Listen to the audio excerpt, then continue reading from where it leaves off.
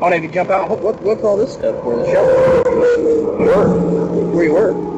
I want you to kiss my and suck my but that ain't happening. It's not gonna happen. We're going back. There was something so tranquil and peaceful about her face when I looked down at her. A woman went missing following a string of domestic disturbances. The killer honestly believed he was able to deceive the police and the FBI, but he left so many clues that would eventually come to light. On January 3rd, 2018, in Edina, Minnesota, officers responded to a domestic disturbance at the condo of 27-year-old Christina Prodan and 26-year-old Joseph Porter, who was Prodan's boyfriend. Though he calmed down and the responding officers left, law enforcement were contacted again 5 hours later, following yet another argument. Porter was pulled over on January 4th at 8:30 p.m. by the Missouri Highway Patrol, unaware that this seemingly minor traffic violation would be the first of many vital clues in a much bigger case. Hey, man. Want me to get paperwork? Oh, yeah, sure. How long were you up there? I was up there for 5 months. Oh, okay. I thought maybe you just went up there to buy it. I would not go up there to buy it. $300 cost. After the patrolman pulled Porter over for an expired license, he was quick to notice a shovel and axe in the vehicle. The man claimed that they were work tools. Unbeknownst to the officer, they were evidence of a horrendous crime, and that the victim was very close by. So what were you doing up there for 5 months? Working? Yeah. What are you going to do if you crash? I got a lot of tools. You got some. You ever been arrested for anything? Yes, sir. I was arrested when I was 18 for secondary battery use of deadly weapon other than a firearm. I got in a fight with somebody who was a lot bigger than me. Yeah. And then I got arrested when I was 20 with another individual for possession of a stolen vehicle. Yeah, if you smash into somebody, you don't have insurance, obviously.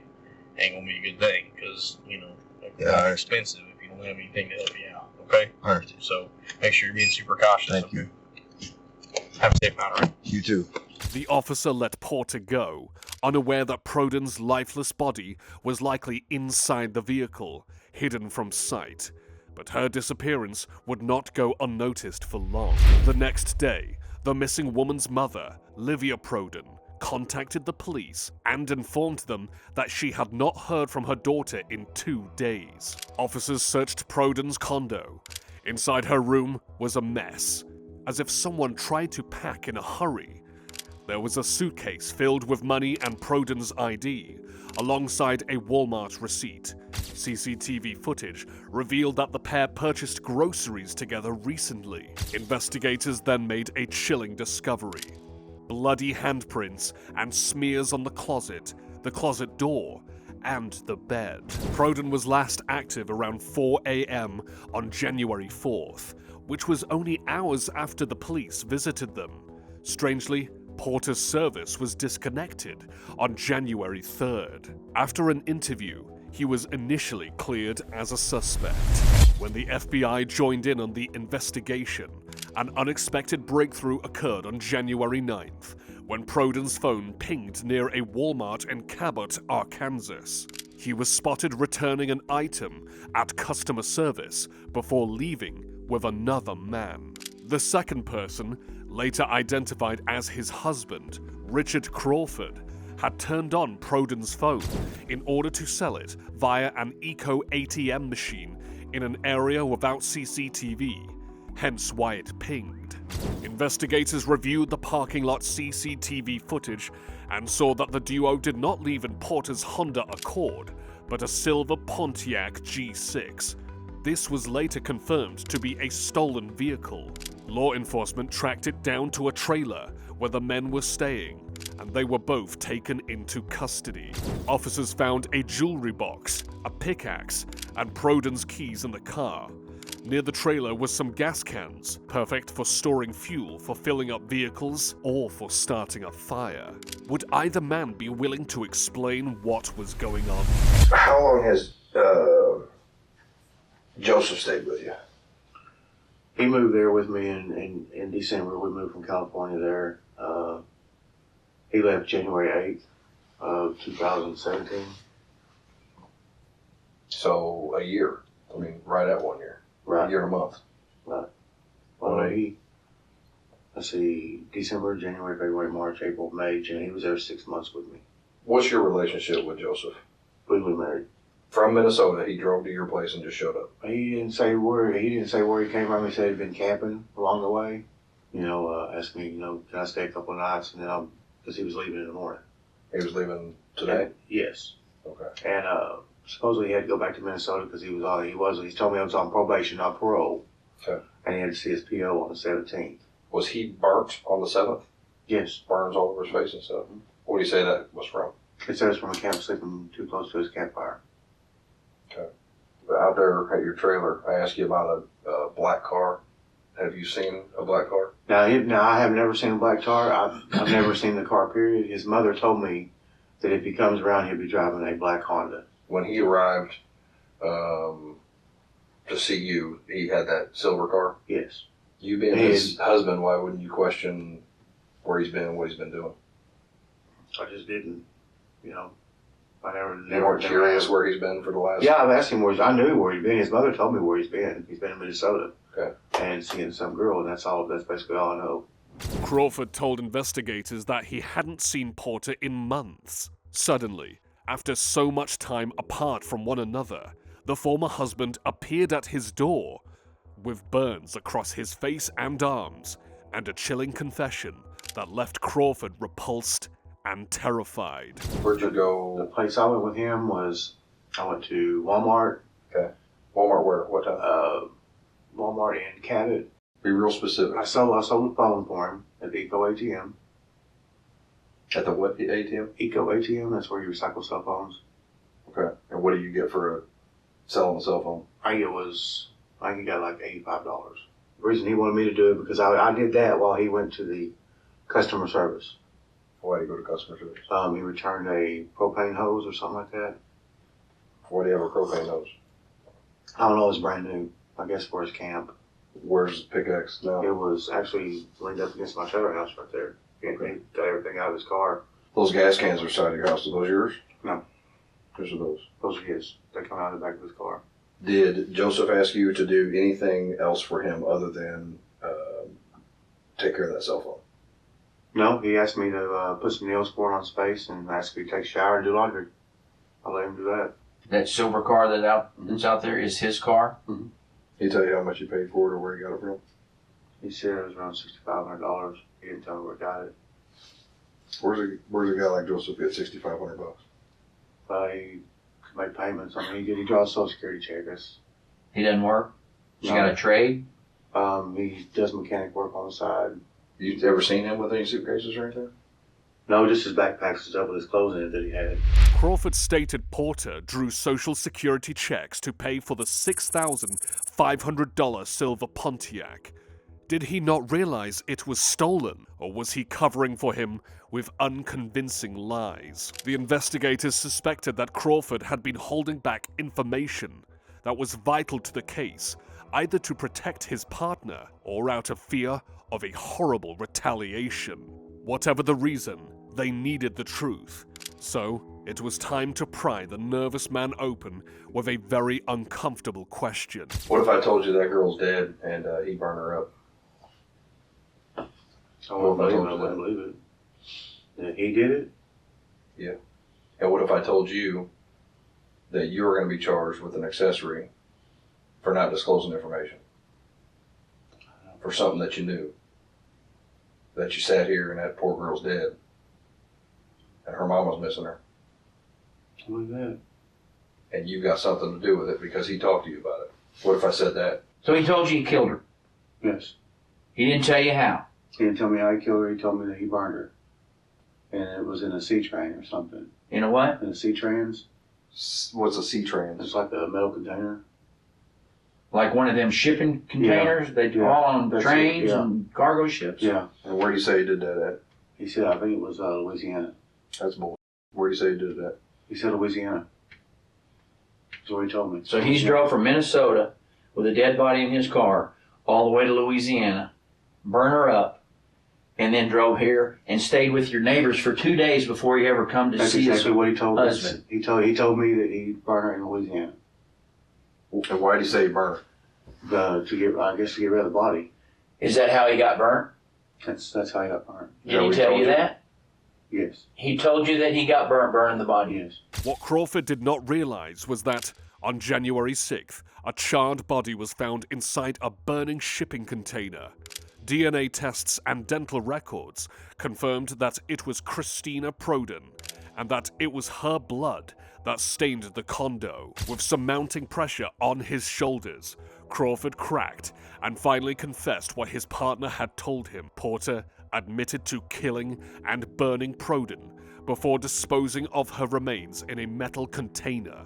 After so much time, the terrifying truth that had been eating away at the husband for so long was finally out in the open. No longer would he have to hold on to this terrifying secret about the man he once cared about the most. But these weren't the only unsettling details he had to share.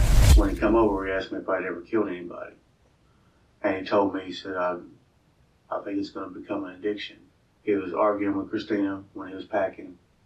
And he said, he just held his hands like this and he said, I killed her. How did he say he killed her? He just said I held his hands like this. He didn't say, he never told me how he killed her. Strangled her, shot her? He never said that. Never said, not how he killed her. You know, I couldn't understand him really. He was crying. He was upset. And, you know, the way that we were, you know, I thought, you know, I might have been next.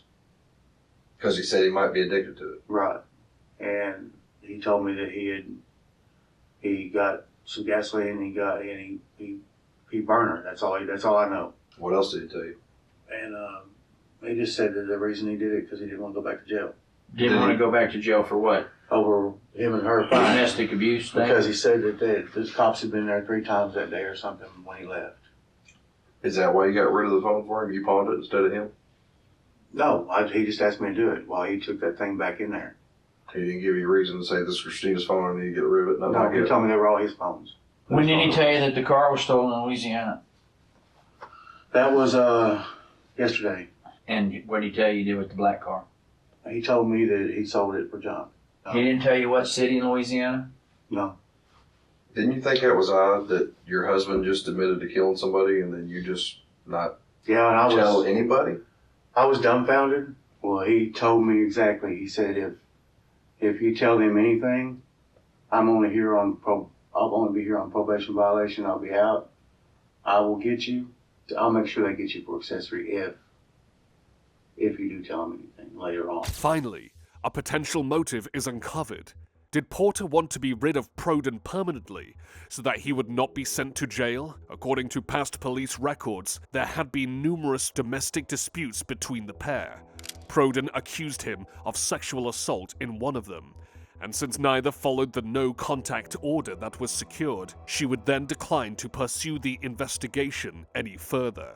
Afterwards, Porter was interviewed separately, unaware of the increasing amounts of evidence that were already uncovered. Talk with what's going on. You think it's probation violation that you're here for? That's all I've done wrong. Well, okay. What did you violate? What's your violation? I left the state of Minnesota. You're on violation there? I mean, you're on probation in Minnesota? Yeah. So you've been convicted for something there? Mm-hmm. What were you convicted for in Minnesota? I was convicted for Danko violation. For what? Danko violation. What is Danko? Violating a no contact order. They sentenced you to probation. Mm-hmm. And then you were not supposed to leave the state. I wasn't supposed to leave the state of Minnesota, and here I am. Where are you originally from? Oregon. Oregon. Are you asking me questions that you already have the answers to? Part of it. I mean, some of my answers I know and some I don't. Based on his body language, Porter seemed smug and appeared confident that he was simply being interviewed over a parole violation. However, his tone became more spiteful when he spoke of his relationship with Prodan. I worked. What is her name? Her name is Christina Prodan. A few days of living with her, we got into 3 arguments, and finally I just had enough.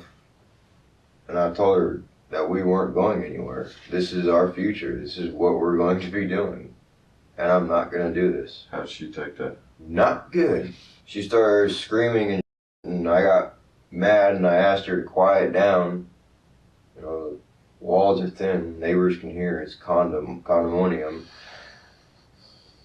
Finally, after 30 minutes or some crap of being yelled at, I yelled at her, shut the f up, and she just got louder. So I ended up breaking one of my computers, and the neighbors called the cops, and they came over, and we explained to them what was going on. They left. 30 minutes, an hour later, they came back again. They helped me pack my stuff and take it down to my car, and I told them, hey, look, I have to work the next day. I cannot deal with this. And they told me that the best thing to do is just end it. They left, so I had all my stuff in my car. The third time the cops were involved was right after they left. I was sitting in my car and I wanted to smoke a cigarette before I started driving. She ended up walking outside and I seen her, so I put my car in reverse, tried driving off. She grabbed my door handle, so I slammed on my brakes. I don't want to be responsible for anything. She got in my car and I asked her for about 20 minutes, please get out of my car. And she would not get out of my car. She just kept begging me not to leave, not to go, stay. You drove and you got as far as Iowa. Mm-hmm. And your car broke down. Yep. What'd you do with your car in Iowa? Left it. Just on the side of the road? Walked away from it? Or did you sell it? No. What'd you do with it? I was in a city and I just left it right there. What city was it? Des Moines.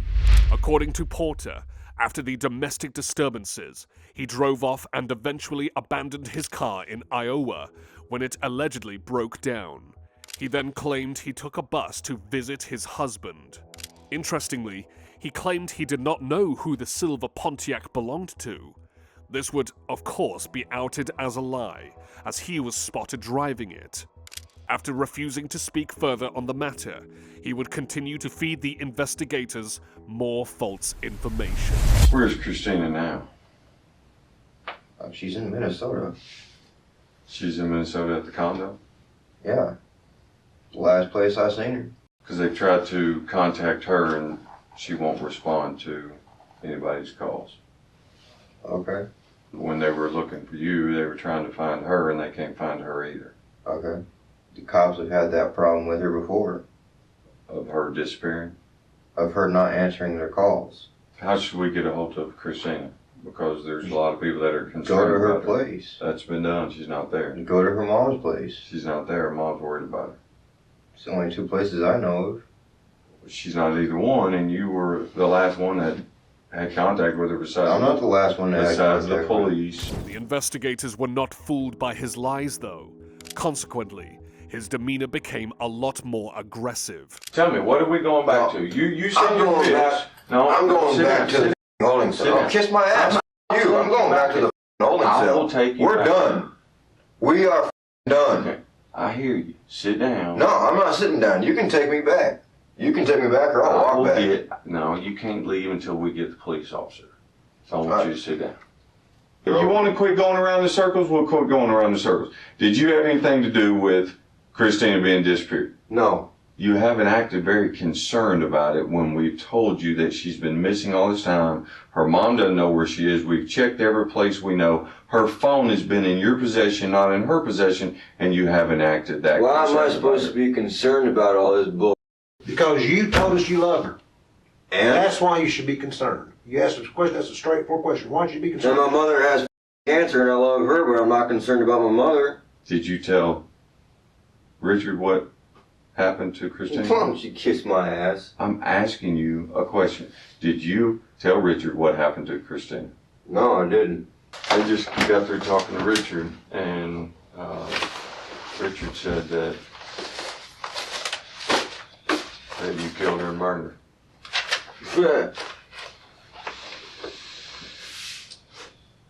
So Richard gave it up. So now we know. We know the truth. Richard has no reason why. You got no reason to lie. Sounds like somebody doesn't want to go to jail. And anybody in the right situation is going to lie their ass off just not to go to jail. Get whoever family she has some closure of what happened so they're not worried about where her body is. Take me back to the cell now.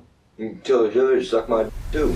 Porter's black Honda Accord was located near the burnt shipping container and where the Pontiac G6 was stolen. Its license plates were missing and were likely stripped away. Inside the vehicle were receipts for a gas can, shovel, and pickaxe from 2 different stores. CCTV footage revealed that Porter purchased these items and filled up the gas can at a fuel station. Porter was charged with second-degree murder and was interviewed less than 3 months later. After all this time, was he finally ready to confess to the crime?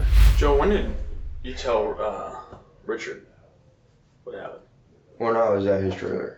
Did you go to his house before New Orleans, or did you come back to his house from New Orleans? Oh, I ended up at his place after everything. I got stopped in Minnesota, Missouri, and then down here. And then Evening Shade. In Missouri and Evening Shades, they come up and talked to you and looked at the car, right? Or was it just Missouri? No, both of them. Had both of them, right? Both of them searched my vehicle. How'd that make you feel? I gave them permission. I know you did. Though Porter does not explicitly confess to the crime, his poor posture, slack arms, and unfocused gaze are signs of a man who cannot keep lying anymore. Finally, he explained in detail how he ended her life in a fit of rage in a sickening and chilling confession. She kept hitting me, and finally I had enough when she backhanded me in the mouth that I backhanded her back. And when I did that, I slapped her a couple times. And I sat on top of her, on the bed. I started punching her in her ribs, to knock the wind out of her. Can't breathe, can't fight. I punched her in her face. I got tired. So exhausted real quick. I got off of her. I sat down. She sat up. I looked at her face. And I just started crying. She said, "Is it bad?" And I said, "Yeah. You want me to take you to the hospital?" She said, "No, I want the cops to." I'm like, "Okay." She got up, looked in the mirror. Her right eye was swollen. Her forehead, where her hairline was gashed. Her right cheekbone was gashed. And when she saw her reflection, she got even crazier than she ever was. And I was on my knees, the power cord around my neck, begging her to kill me. And I was begging her for her forgiveness, telling her how sorry I was, asking her to let me take her to the hospital. She started screaming so loud and out of control, started scratching me, or slapping me, punching me, over and over and over. Finally, I got pissed off again, and I ended up hitting her more. She ended up sticking her thumb in my eye. I wrapped my arm around her throat.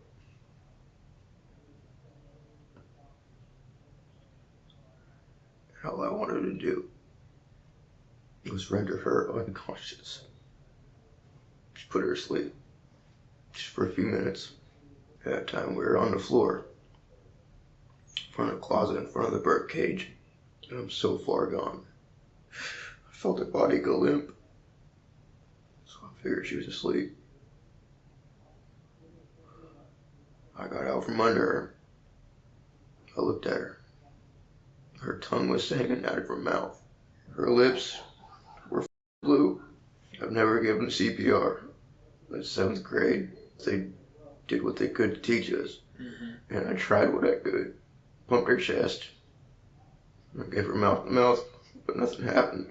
And I was so tired, and I gave it everything I could. I was crying, and I was scared. She wasn't moving, she wasn't breathing, and I panicked. I didn't know what to do, so I emptied out the red suitcase. I emptied out a charcoal gray one. I put my sleeping bag in the gray one. And my food. I ended up taking some of her jewelry, taking all of her cell phones. I put her in the red suitcase. I took them both out to my car, put them in the back seat. I just started driving. I can't just leave her in a suitcase. I can't just dump her off somewhere. So I ended up somewhere. I thought it was in Minnesota and Home Depot. I bought the tools. I was gonna bury her out by the lake where I fished at, so I can be close to her, but the ground was frozen. And I got even more scared, so I got back in my car. I kept driving. I wasn't scared when the cops searched my vehicle. I gave them permission because I wanted them to find her. I ended up in New Orleans. Don't know why the fuck I ended up there. I wanted to bury her because it was proper. Crawford's confession was vital to the case, since he was unaware of the murder until he was informed, did not knowingly sell the stolen phone, and did not participate in the theft of the Pontiac. He faced no charges. Porter pleaded guilty to second-degree unintentional homicide on January 12, 2019. He was sentenced to 20 years and 10 months behind bars. He is set for release in 2034.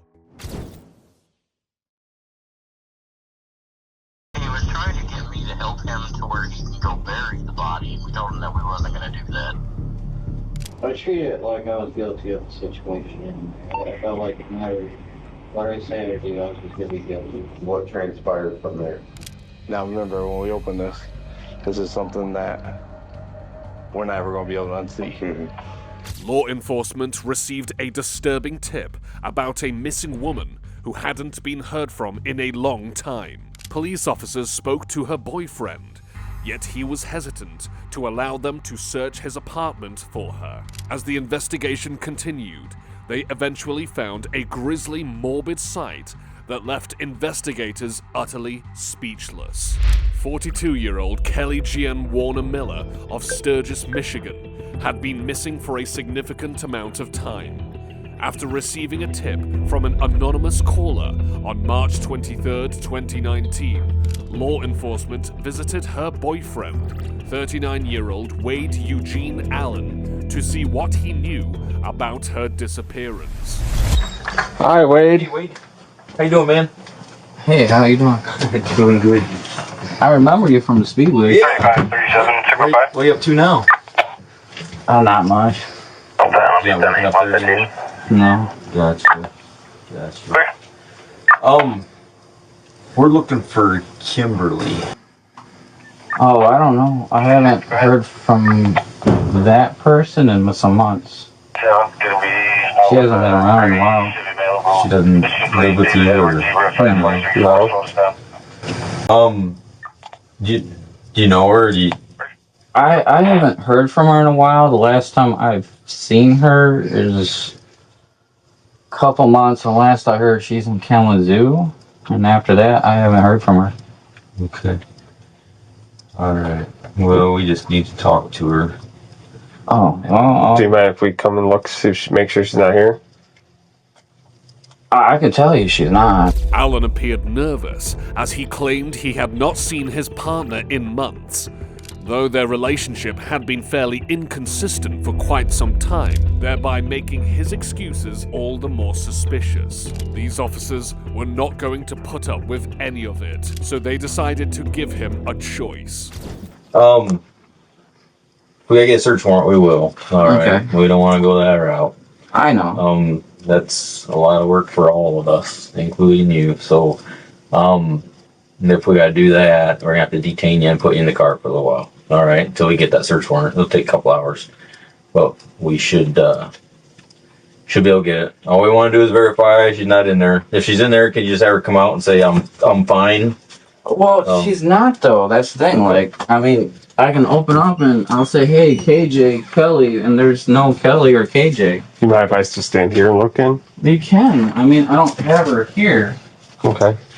Honestly, she hasn't been here in months. I mean, when she took off, she didn't give me any notice. Her caseworker says there's been collected mail, and I have some of that she left me with. Do you have some of her mail? Yeah, if you guys do find her or get a hold of her, you can hand that to her if you'd like. The choice was simple.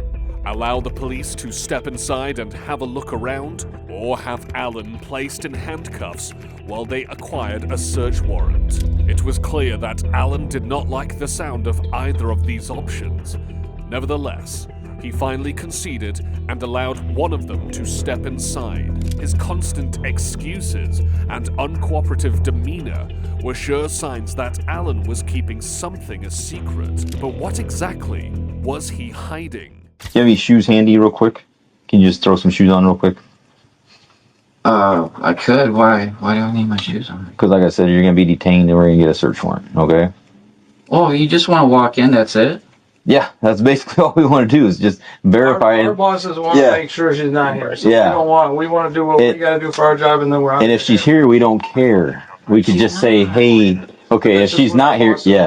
Do you want it's just one of you then? One of us is fine. Do you want him in? I'll go in, Wade. Thank you. I know you know me enough, like. Yeah, I just. It's not much, but I don't have. I mean, I got my friend's sunglasses here, but. Not much of anything. And then I got all of this. This is my bedroom. You see? Now here, I had her suitcase from when she was here. Just me, and if I do have a guest, I have a bed. Yeah, bed, okay. One of the officers stepped inside the apartment.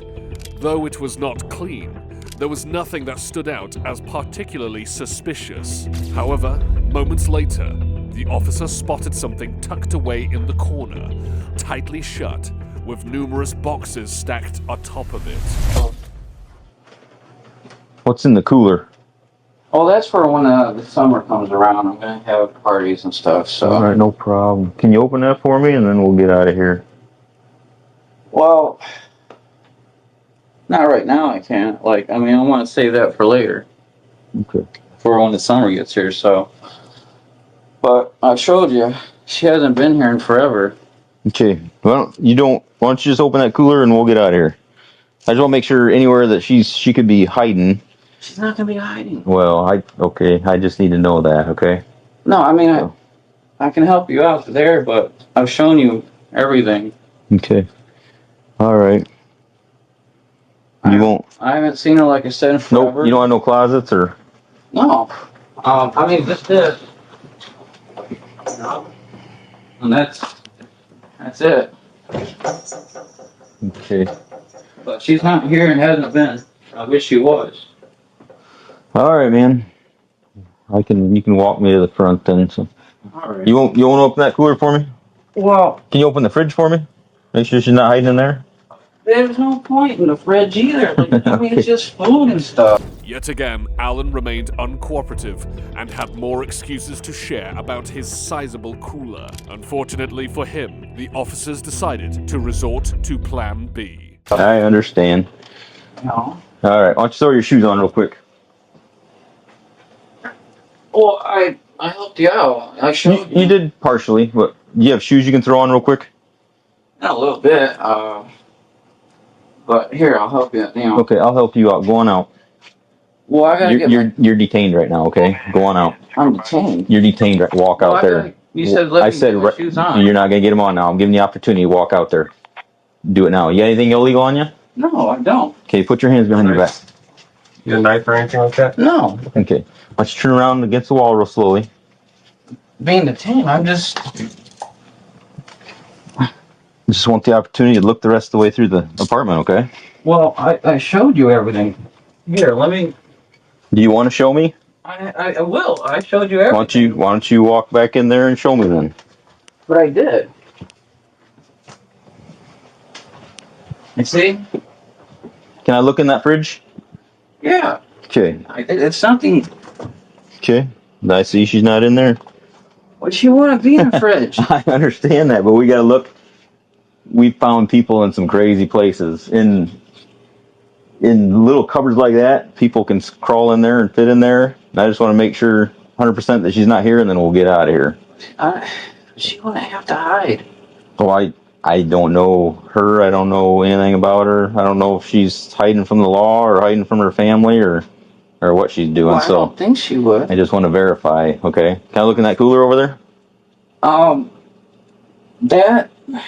That's kind of, like I said, later on in summer stuff, but I'm trying to keep my stuff kind of private, you know? Well, that's fine. All I want to do is open it, say, KJ, you in there? And then close it right back up, and I'll get out of here. You'll be out of handcuffs, and we'll be gone. After being detained, Alan was taken to a police car. However, he changed his mind and decided to allow the police to search the cooler with him alongside. What this officer found inside was both incriminating and revolting in equal measure. So am I good to look around a little bit? Then we'll get you out of handcuffs, and we'll leave. Yeah. I'm good to check things out. All I'm concerned about is any closets or any coolers. Like I said, just in here. Watch. Okay.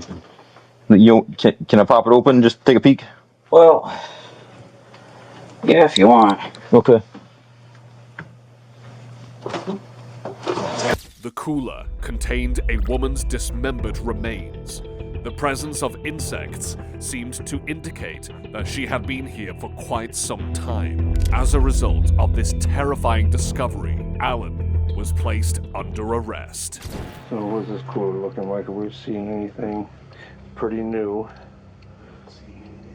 I don't see anything underneath of it in the front. No, I can't see all the front of it. I see the bugs. Okay. Now remember, when we open this is something that we're never going to be able to unsee.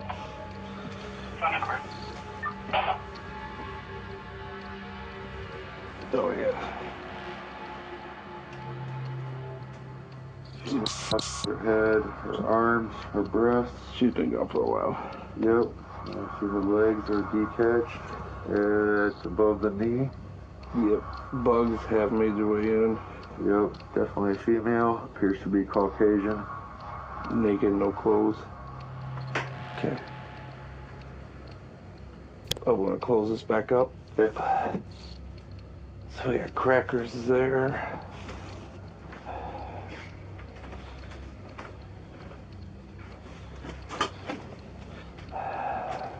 During the search, law enforcement found yet another cooler. Though it was smaller in size, its contents were no less shocking. So we're gonna move this. And we're gonna sit right in front of the suitcase. And then we are going to move this. This is empty. So this cooler is what we think might have the other parts in it, being the legs from the knees down. So we're going to pull it out. It's going to smell.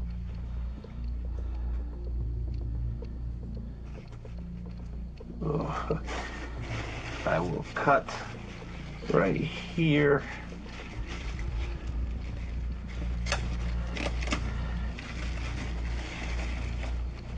Yep, those are her legs.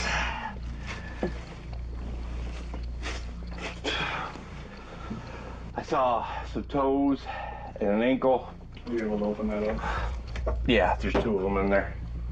The second cooler contained additional body parts. The victim had been stripped of her clothing and dismembered to fit inside the cooler. It was clear that the larger cooler was not enough to store an entire corpse, so the lower half of the victim was chopped up and stored inside the second one. Soon enough, they made even more unsettling discoveries. what's that right there? Uh-oh. Hyper tough 6.5 amp reciprocating saw. On top of it were empty boxes for kitchen appliances and, more concerningly, a hypersaw. Was this power tool used to dismember the victim? It didn't take long for the officers to find even more vital pieces of evidence. There's the blood right there we're looking at. All of her stuff right here, like that's her right there. ID cards and the papers, panties and bras in here, and any clothes there. We'd individually package and take. See, nothing in between the cracks. Like you would see, I think you would see stuff there. Nothing in here has been cleaned, I don't think. The cooler has the garbage bag with the, Obviously, that's at least a month. well, he bought the saw 417. Yeah. So I'm assuming it's right before then. Yeah. A blood splatter was found alongside female clothing and Warner Miller's ID.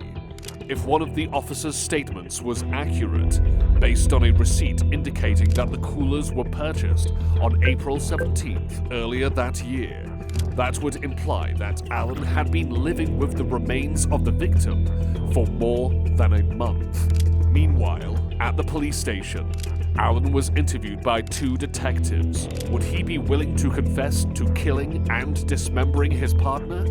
Or was he going to bombard them with more lies? I think we all know at this point why we're here. So Wade, what I would like to know from you is, in your own words, what happened to Kelly Jean? I'll start with saying that she's hyperglycemic. I know at one point she fainted and really hurt her head, and it really concerned me. Because a little after that, I started seeing impairment issues. Like she was at a point where she wasn't able to feed herself. Okay.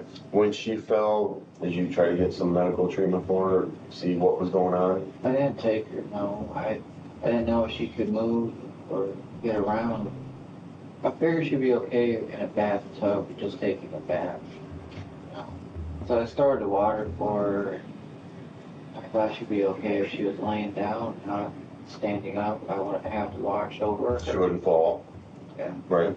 So when I see her in the morning, Bizarrely, Alan alleged that the victim had fainted and, instead of calling for medical assistance, he placed her in a bath and went to bed. As the interview continued, he finally admitted to what the police suspected this entire time. she was breathing, and I just... So when you say you put her in the tub, you said you started the water, so the water was running? And did you go back in there? I went to sleep. You went to sleep. I thought she'd be okay. And when did you go back into the bathroom? Not till morning when I woke up and realized she was in bed with me. Okay. What happened at that point? Did you call 911? Did you call anybody at all? My parents. I treated it like I was guilty of the situation. Alan admitted to cutting up his girlfriend's body and storing the remains in containers. His cool-hearted confession made himself appear heartless and deranged. There was no sense of guilt or regret in his tone of voice whatsoever. A neighbor of Alan's was also interviewed by detectives. She revealed that Alan admitted to her some unsettling details about his treatment of his partner, among many other disturbing things about the victim's so-called accident. The whole falling in the bathroom type deal, the incident that happened, you said, about a month and a half ago. How did that all come about? Was he visiting you, or? That was when he brought the coffee over. When he brought the coffee over? Okay, what He said that she had fallen in the bathroom and hit her head. Do you remember seeing her with anything on her head or nothing like that? No. She didn't open the door that much. So that might have happened afterwards. Alright, so when he brings the coffee over, he tells you straight out, she shouldn't have done that, I'm going to have to get the belt. Yeah. And then you tell him, well, you shouldn't do that, and then you said you'd say to him that if you hear Anything, you'll be calling us. Yeah. And then he tells you that she had fallen in the bathroom. And anything he thought else? Maybe she had a skull fracture. And I said, you need to take her to the ER. And he goes, no, I'm taking care of her. I think I said, well, she probably really needs to go to the emergency room. Okay, she might have a skull fracture. He said she was acting dizzy and just a little garbling her words. In addition, an ex-girlfriend of Alan's was also spoken to by investigators. She revealed how his violent tendencies and unpredictable nature led to their separation. If I wouldn't have ended things when I did, that would have been me. And that's terrifying to me. So what happened that ended your guys' relationship? Okay, so my kids had just started school again, and I needed to be home with them, and so I couldn't do whatever he was asking me to do, like pick him up or something. And he ended up showing up here. Here at this house? Yeah, I couldn't do whatever he asked me to do. So he showed up at my house, and he wanted to go to Kalamazoo. Because that's where he was from, and he wanted to go home because they were dealing with some issue, like they needed, I don't know, he felt like he needed to be there. But I had my kids and I could not take him. And he started to fight out here, and I finally was like, okay, just get in the car, like, I'll take you just to get you away from me. And my kids were in the back seat, and he was in the front seat with me. And we were driving towards Kalamazoo, and he realized that I was going to leave him there. And he said something, and I just put my hand across. I didn't even touch him. I just was like, stop. Like, just stop. My kids are right there. Like, you're freaking out. And he told me that he would break my fucking arm if I ever did that again. And I didn't even touch him. Just kind of did the, like, hey, ease up kind of like, thing. Yeah. And so my daughter was she's a diabetic, and she started, I didn't know at the time, but she was like, Mom, my sugar's going low. But she was just faking it to get back home. And smart girl. So we turned back around, and I'm like, okay, Jody's going low, don't say anything else. Like, I need to get her taken care of. Let me just get us back to home. And so I got us back here. My kids got in the house. I got away from him out of the car. And he's like, just get back in the car and take me. And I'm like, no, I'm not getting back in the car.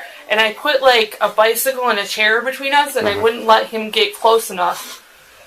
And he's like, no, I'm not going to hurt you. Just come here. Let's just figure this out. And I was like, no. You need to find like somewhere else to go, somewhere.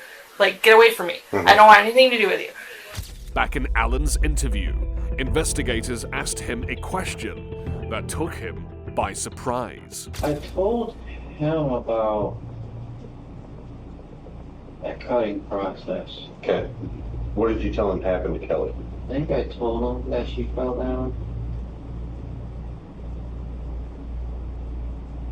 Did you tell him that you backhanded her and something happened and she passed away? Backhanded her? The investigators knew Alan was trying to act surprised here. This was not an unsubstantiated claim, after all. According to his friend, who contacted the police prior to the search, Alan openly admitted to killing his partner. So he just asked you if you wanted to see the dead body? Yeah. Okay. He was trying to get me to help him to where he can go bury the body. We told him that we wasn't going to do that. And do you know who the person is that... Yeah, her name is Kelly Jean Warner. She got kind of mouthy with him. He backhanded her and accidentally killed her. And he had her in the bathtub for a little while, and then he wound up chopping her up and putting her in the coolers. He's got a big cooler in the living room, and there is a smaller cooler in his bedroom. Okay. With these alarming statements about Alan admitting to striking and killing the victim on record, he had no chance of deceiving his way out of this interrogation. No, if he said that, then I'm a little bit upset, because that's not true. Okay.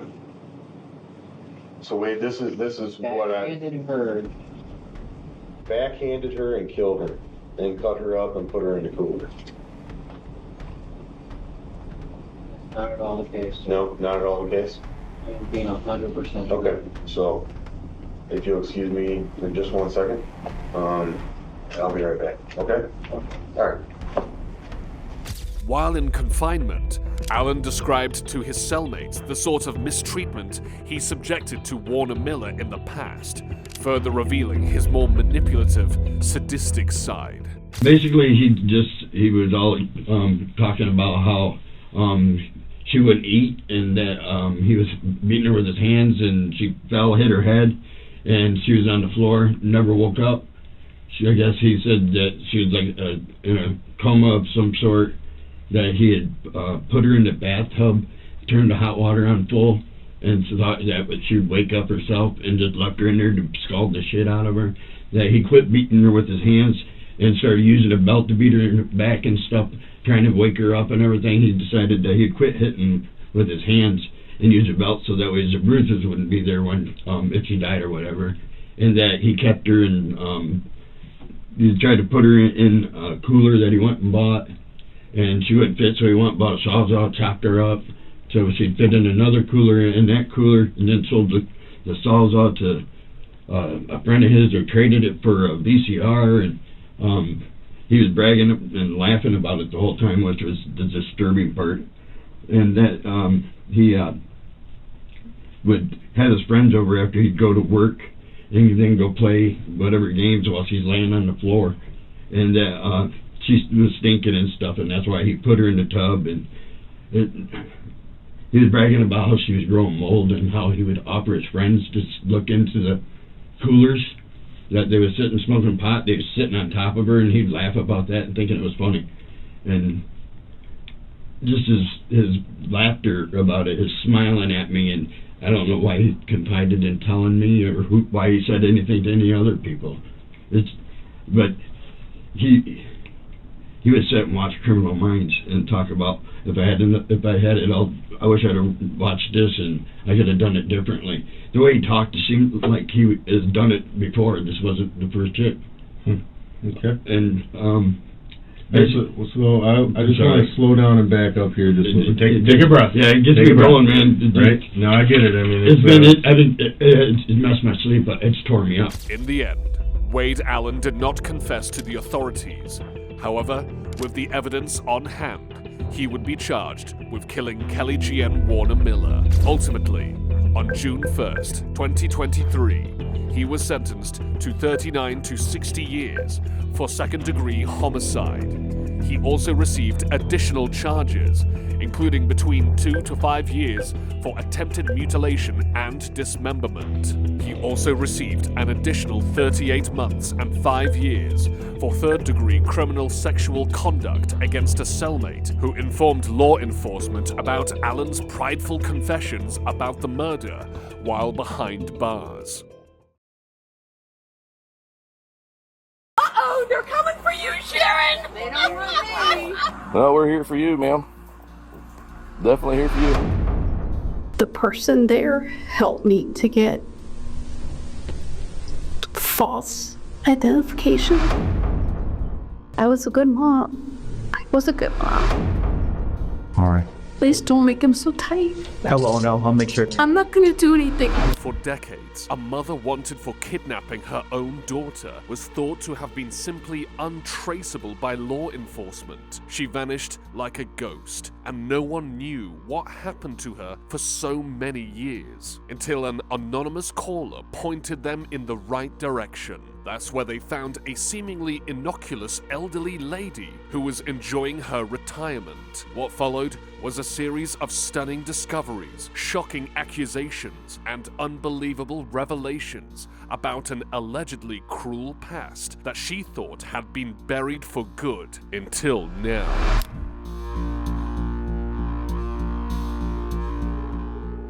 Oh, hey! How you doing, Miss Sharon? Good, how are you? Pretty good. Uh-oh, they're coming for you, Sharon! They don't want me. They want Reggie. What's up? Well, we're here for you, ma'am. Definitely here for you. Why? We're waiting on the detective to get here, but we have, with all the information that we do have, you have a warrant for your arrest. They're teasing. They have to be. Ma'am, we're not. Oh, Back up. oh, You can I'm go home. so sorry. No, you're okay. I'm so sorry. Okay, go ahead and go home. Thank you. I don't understand. Yes, ma'am. So, You're Sharon, correct? Yeah. Okay. so what we're going to do is we're going to put you in handcuffs, okay? Can I take my dog in and get my husband? We'll give the dog I'll go ahead and get your husband, and we'll get your dog taken care of. I promise I will not hurt your dog under any circumstances. We'll do it in the Right front, here with okay? your dog. If you're going to go in the front, you should please. 63, you can go to the station. I didn't do anything. A warrant for what? For her arrest. Well, I'm waiting on the detective who can come explain to you just everything in just 1 second, okay? Here, give me that real quick. On case on 371, if wants to, if you didn't know the answer. What's going on, Sharon? I don't know anything. I'll have Mr. Reggie, I'll have the detective come talk to you in just 1 second, okay? I gotta make a phone call. Okay? We're not in any kind of rush. Just give us 1 minute. I understand in the middle of your driveway. If you want to just step by the truck, that's fine too. Can you take a seat for me? Need a hand? That's alright. You didn't do that. It's just a spare thing. On November 24th, 2025, law enforcement in Florida brought a 66-year-old woman who called herself Sharon into custody. She seemed to have no clue why, and that terrified her. She made that explicitly clear during the beginning of her interview at the police station. Hey. I don't think I gave you my name when we were at the house, but I'm Detective Lundorf. I'm assisting Detective Escobar. Just trying to get some basic information and everything. Your daughter, Amanda, was her middle name Marie? Yes? All right. Do you know a date of birth? You mean as Michelle? Yes, so we can identify her and find her, yes ma'am. Then you would want to look under.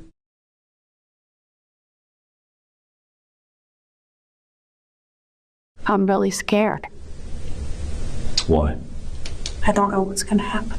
Oh, so he'll be, like I said, I don't have all that information. He'll be able to come in and to explain. I don't want to tell you something, and it's not the truth, because like I said, I don't know everything.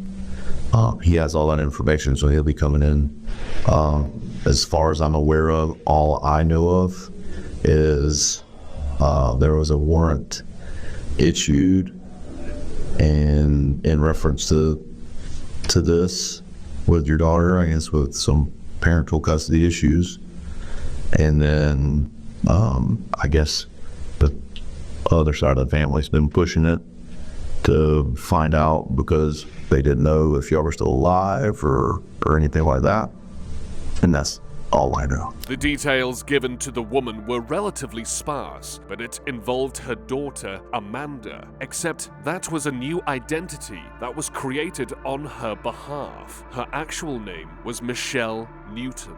After Newton shared a picture of her missing daughter with the detective, an additional investigator arrived and exposed Amanda for the facade that she had been fighting to maintain for so many years. We know you're Debra. The warrant's already been confirmed out of Kentucky. Okay. We're trying to get in contact with Amanda just because she's still considered a missing person. There's a lot of unanswered questions throughout the years. Multiple agencies that have been working on this case. The FBI, the U.S. Marshals, multiple Sheriff's Office, the Louisville Police Department. So I want to kind of give you the opportunity to just explain what happened, like how we ended up here today. I don't even know if I can remember all the details. It's a long time ago. But when I was married to him, I got married. I think I was 17. And things were pretty good. But then he wanted some sort of open marriage. And he took pictures of me. And then when I tried to leave, Amanda was a baby. We're talking about Joseph. Yeah. Okay. Joseph, my husband. And he took pictures of me with 2 different men, 2 different times. Not together, but 2 different times. And said that if I left him, divorced him, he would take those films. They weren't videos, they weren't like film, kind of old-fashioned, and he would share them and show them to my family, my mom and dad. And so I had an opportunity to run, and I went to Atlanta, Georgia. There was no hiding from the truth now. Her pseudo-identity was shattered into pieces, and all that was left was an elderly woman who was forced to admit it all, something that she did so willingly. In short, this woman was not Sharon at all. Her real name was Debra Newton. She had been hiding her identity for upwards of 42 years. She accused her first husband, Joe Newton, of blackmailing her with explicit material in order to keep her from leaving him. As a result, she kidnapped her own daughter and moved to another state, casting her old life behind. But how did she pull this off? The detectives were itching to know, but due to her willingness to confess, they allowed her to elaborate further. What year do you think that it was?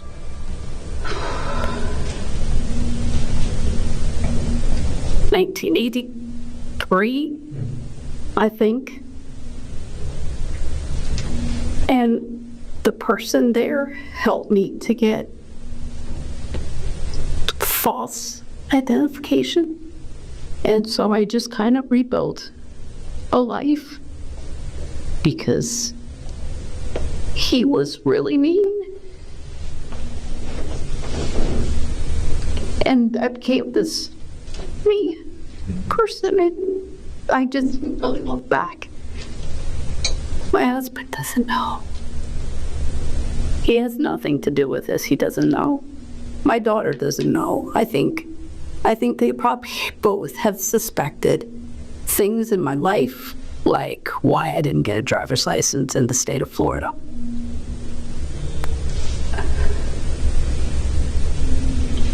Now, I'm kind of coming into this, like I told you before, I don't know everything.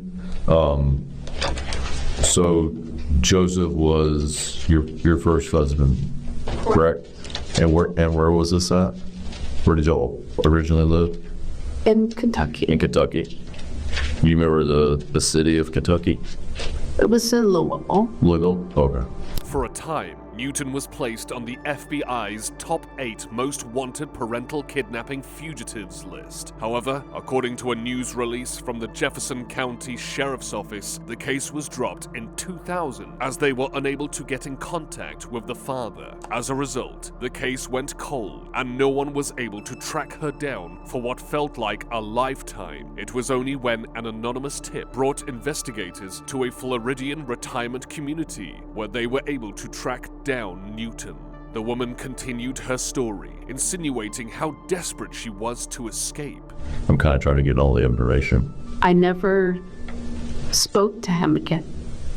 And when I was kind of going through the process, he said that I couldn't leave him.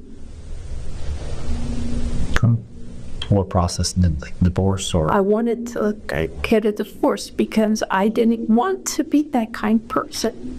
But I can still remember the 2 men. I can still remember their names. I can still remember that. But he took pictures. Newton implied that she was backed into a corner and ultimately decided to escape from the alleged abusive marriage. Since a divorce was deemed too messy on countless levels, she hatched a plan to escape from the state of Kentucky. All she needed was a convincing lie to fool everyone. How did you leave Kentucky? Like under a false pretense or? No, I told them I was going to a job in Georgia and that I was going to go down there to work. And he was okay with that. My parents weren't real happy, but he was okay with that. And when I got there, I knew that that's how it was going to get away. How long were you there for?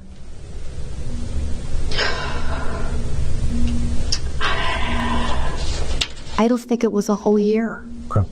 So when you created your new identity, was now the name that you went to was Sharon. Okay, there's not another name you used throughout the years. Okay. Where did you go after Georgia? Florida. Yeah, we're out in Florida. Tampa. Oh. I got a driver's license with fake information that I had from the state of Florida. But then I got a job at a daycare center. And I think during that time, the Social Security number that I was using was not the Social Security number that I have today. I think, I don't remember why, but I do remember having to go to the Social Security Administration and getting a Social Security number. At the same time, I think I bought my daughter's. And it was easily done because back then you didn't have to have that number when you were born. But for whatever reason, I seem to remember having a reason to change the Social Security number when I was working at the daycare center. And this is a social you use now? That's the one I got through the Social Security Department. That's the one you use now? Correct. So how did you leave Tampa? I was dating someone and I just wanted to get away. And we kind of sort of just picked a place on the map. And it was Pennsylvania. And I went to Pennsylvania. Lying about a job opportunity in Georgia was all that it took to deceive not only her husband, but also her family. The plan was for her, her husband, and their child to move out of Kentucky and move to Georgia for a new job opportunity, which was explained to Mr. Newton over the phone. However, this never happened. Newton and her child had seemingly vanished without any hints or clues as to where they went. Even after so many years, she actively avoided looking into her case as she feared that she could have gotten caught in the end. Perhaps the saddest aspect of this all was that her own parents passed away many years later without ever reuniting with their missing daughter or their granddaughter. Considering how open Newton had been so far, this was a golden opportunity to ask about her missing daughter, 46-year-old Michelle. Maintaining her composure became an increasingly challenging task for her, as she was too racked with fear, guilt, and sadness. Now that I'm older and wiser, but I didn't see a way out. Kind of with like, just, what did you tell Amanda happened with like her birth certificate or like her social or any records of her? Or did the jury have that? She asked me for, a lot of times she asked me questions about her father. And as she got older, I kind of told her she needed to stop asking because it could get me killed, is what I told her. And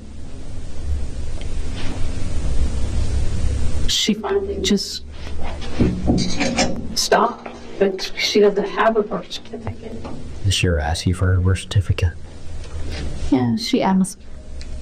I was lied. So, that doesn't have a birth certificate. Does she drive at all, or does she have anyone? Yeah. How does she go about that? She drives, and I suspect that what she did was take the name that she has and the information that she could put together, and I believe she probably got a birth certificate, a true, real birth certificate of the person who has that true name. But I don't, she should not, she didn't do anything.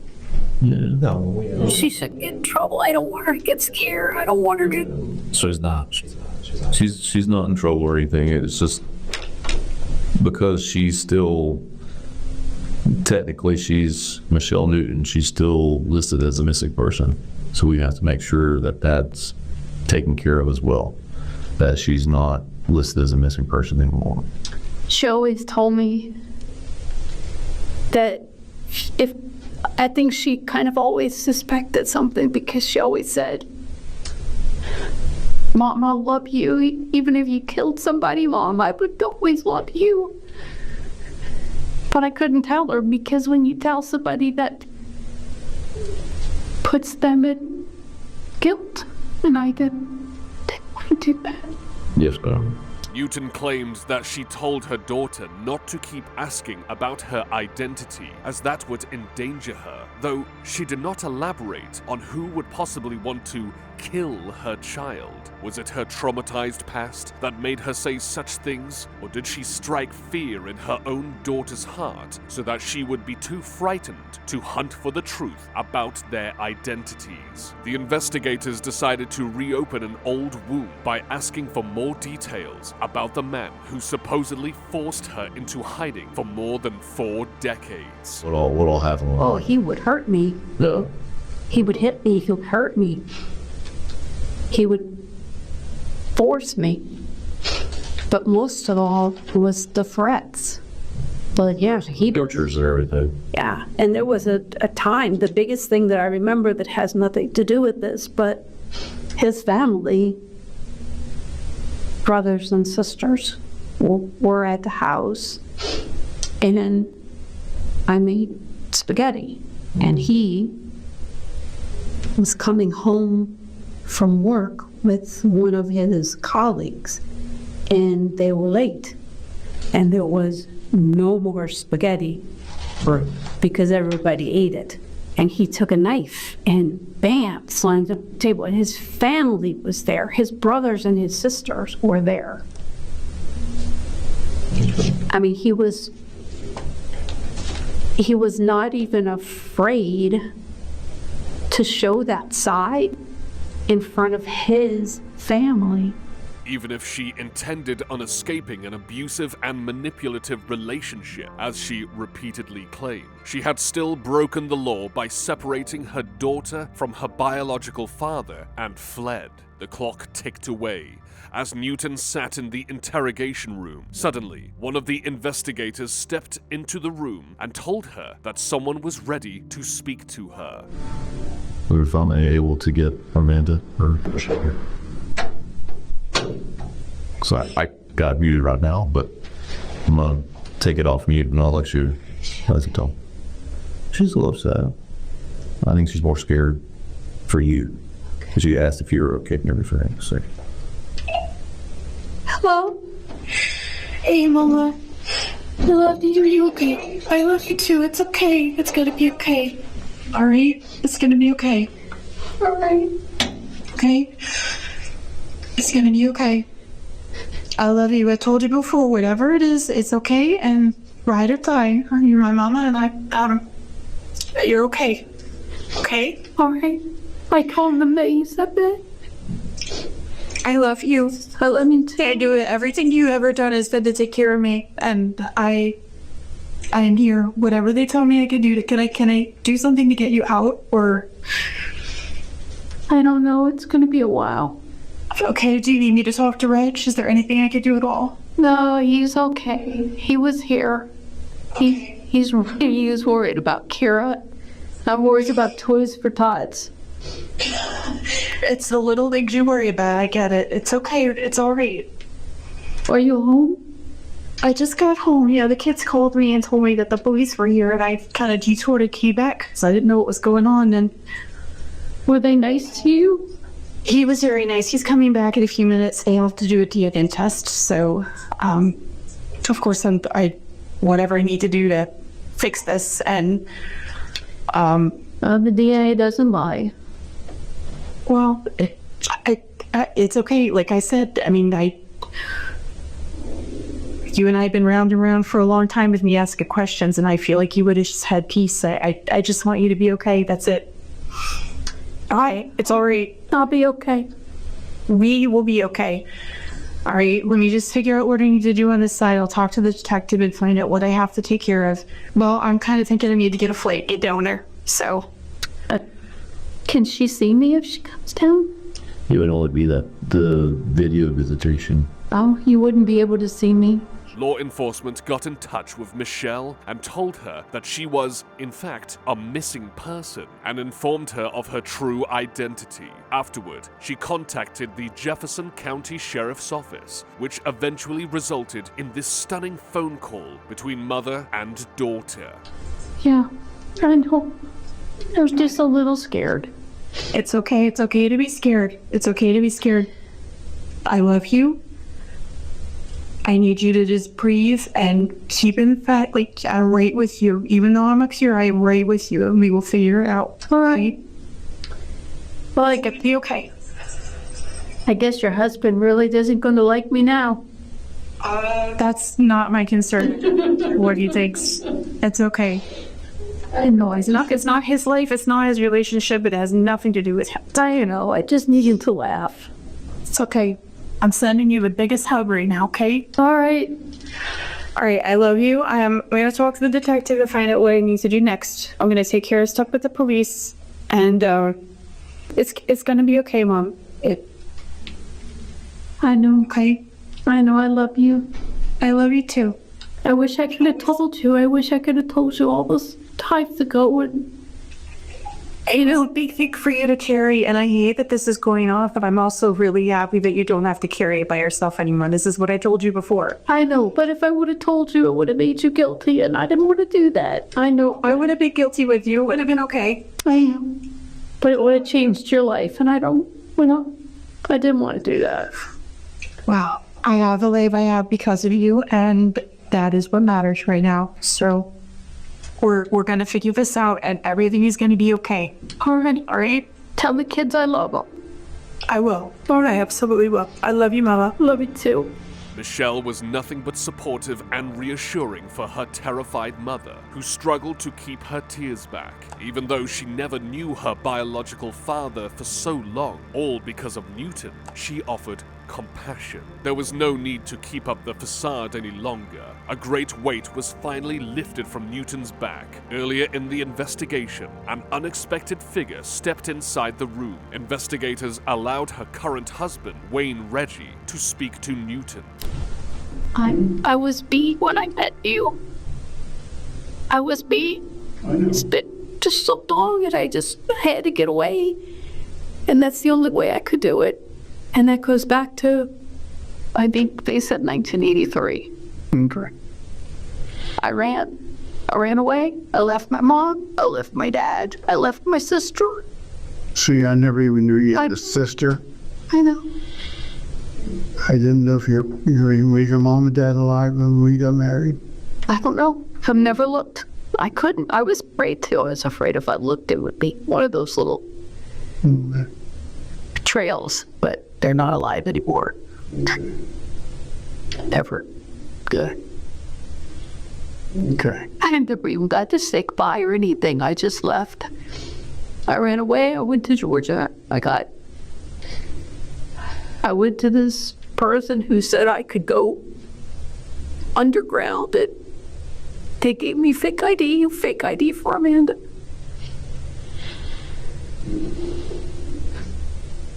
I had to do it. So I'm sorry. So sorry. You're the best person in the world, and I just never wanted to hurt you. But if I told you, it made you guilty. And I didn't want to do that to you. though he was no doubt shaken by the realization that his wife had been hiding a monumental secret from him since the day they first met. He remained very calm. Despite being married for upwards of 10 years, he too was oblivious to the chaotic situation she had been running from. He brought with him a notepad and would go on to ask about finances and their pets. She may not have been Brenda, the woman he married, but she was still the person he loved the most. He wanted to make sure everything was okay while she faced confinement. That being said, it was time to tell him about her daughter's false identity. But I think she had some ideas, because when she would ask me for her birth certificate and stuff, I would never give it to her because it was fake. Okay, so you don't have a real one for her? Nope. I think she got a real one by reaching out to, I think she has a real one, but it's not under her real name. I know, and I love you. And I just hope you can forgive me for not telling you. I couldn't. Okay. I'm so sorry. It's okay. I'm so sorry. It was at this point when Newton pleaded to Reggie for the help and support she needed to persevere. It was a heart-tugging scene, and the husband did not hesitate to share the answer she so desperately needed to hear. Alas, this tender and vulnerable scene could not last forever. An investigator had the difficult task of informing her the bad news. Just tell me we can get through this. Please, you'll make it through. Okay, we'll be there. We can tell. You'll make it through too. We'll make it through. That's right, Mr. Rady. Okay. Where are we going? Where are you gonna take me to? It's just right down the road. It's the Marion County Jail. They've been really nice to me. Okay, good. You just take care of yourself, okay? Yeah. And good luck to you. I'm sorry. I'm so sorry. I know.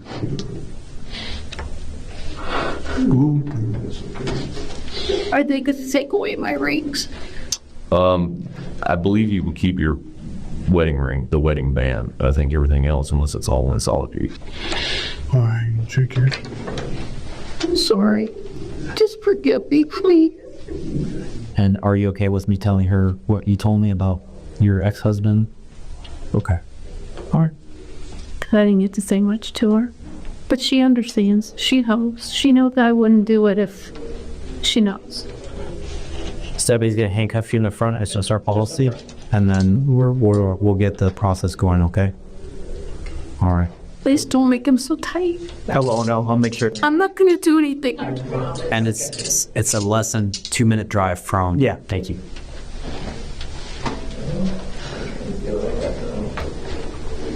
Following these events, Newton was extradited to Jefferson County, Kentucky, and faced a felony custodial kidnapping charge. In the state of Kentucky, this has no statute of limitations. Joe Newton was finally reunited with his estranged daughter after 42 years, much to his relief and joy. As for Michelle Newton, she did not seem to take anyone's side in the case and insisted that she would support both parties in hopes that everyone will be able to heal and move on. At the time of writing, the court case is ongoing. Just for your safety, this guy has been known to have explosives in his residence. The guy was weird. He was really weird. Yeah. Not surprised. Hey, Daniel.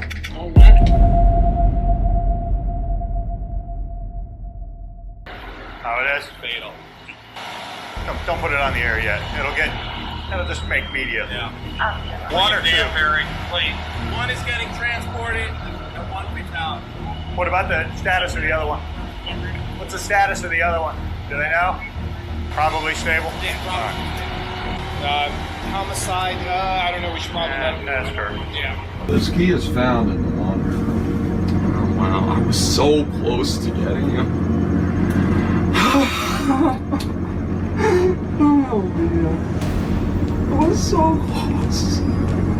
Thank could have picked him up and taken him out. I was so close. Well, may not have been anything you could have done. Oh, wow. I mean, that was just awful. So close. I almost rescued him. I almost rescued him.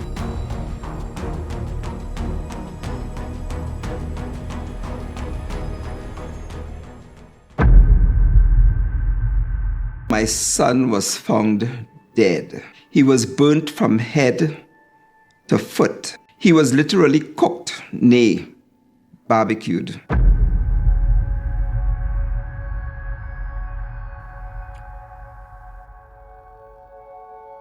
She was repeating over and over, like almost in a sleep. She was repeating, I want back my son. She was saying, I want back my son. And I told her, you know that's not going to happen.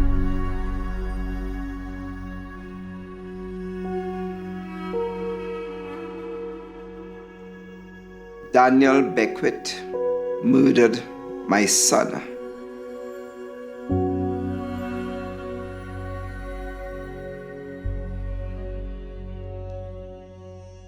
It started with smoke, not from a campfire, not from a stove, but from deep beneath the earth.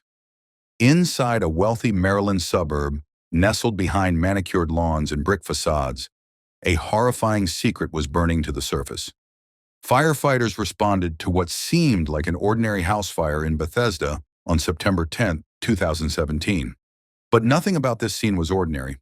The house, owned by Daniel Beckwith, a millionaire stock trader and computer hacker, was unlike anything they had ever seen. Hoarding conditions made it nearly impossible to move inside. Trash and debris choked the hallways. And in the basement, something even more surreal. A crude entrance to a hidden tunnel system snaking under the property, like veins in the ground. At the far end of it lay the naked, burned body of a young man, just steps from safety, yet utterly unreachable. His name was Askia Kafra, just 21 years old, intelligent, driven, a dreamer with a plan to change the world through business. But instead, he died in the darkness, trapped underground, with no clear way out. His final texts were desperate cries for help. He smelled smoke. Something was wrong, but by the time emergency crews arrived, it was too late. Askia had been consumed by the fire and the madness that sparked it. At first glance, this case looked like a freak accident, a fire caused by faulty wiring, an unfortunate death in a cluttered home. But as investigators dug deeper, quite literally, they discovered a disturbing web of obsession, deception, and paranoia. Yeah, let's go where this whole thing first started.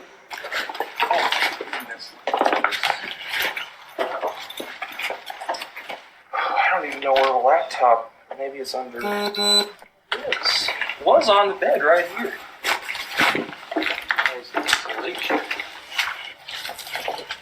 Hey Daniel. One of the investigators collected a laptop. I don't know whether it's yours or a ski's or what. I don't like them. Yeah. Oh my goodness. This is way messier than it was before. Even, I mean, it wasn't in good shape before, but So he was probably already over here, you think? Second time. This is just the worst spot he could have gone to. One where a brilliant but erratic man convinced another to bury himself alive in the name of survival. What was Daniel Beckwith hiding? Why had he lured a young entrepreneur into a labyrinth of tunnels beneath his house? And how had a fire so deadly and devastating been allowed to happen in the first place? This isn't just the story of a bizarre bunker project gone wrong.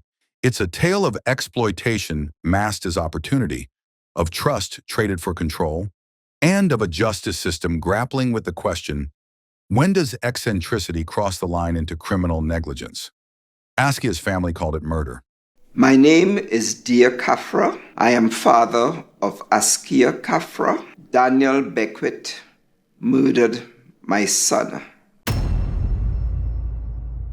Beckwith's lawyers claimed it was a tragic accident. The courts? Well, Even they couldn't quite agree.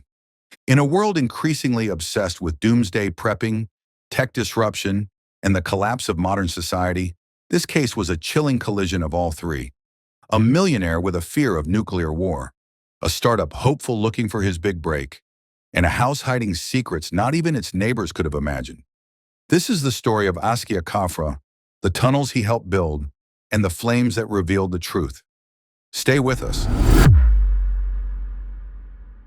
Askia Kafra was 21 years old, bright-eyed, ambitious, and idealistic. The kind of young man who believed in building something bigger than himself, literally.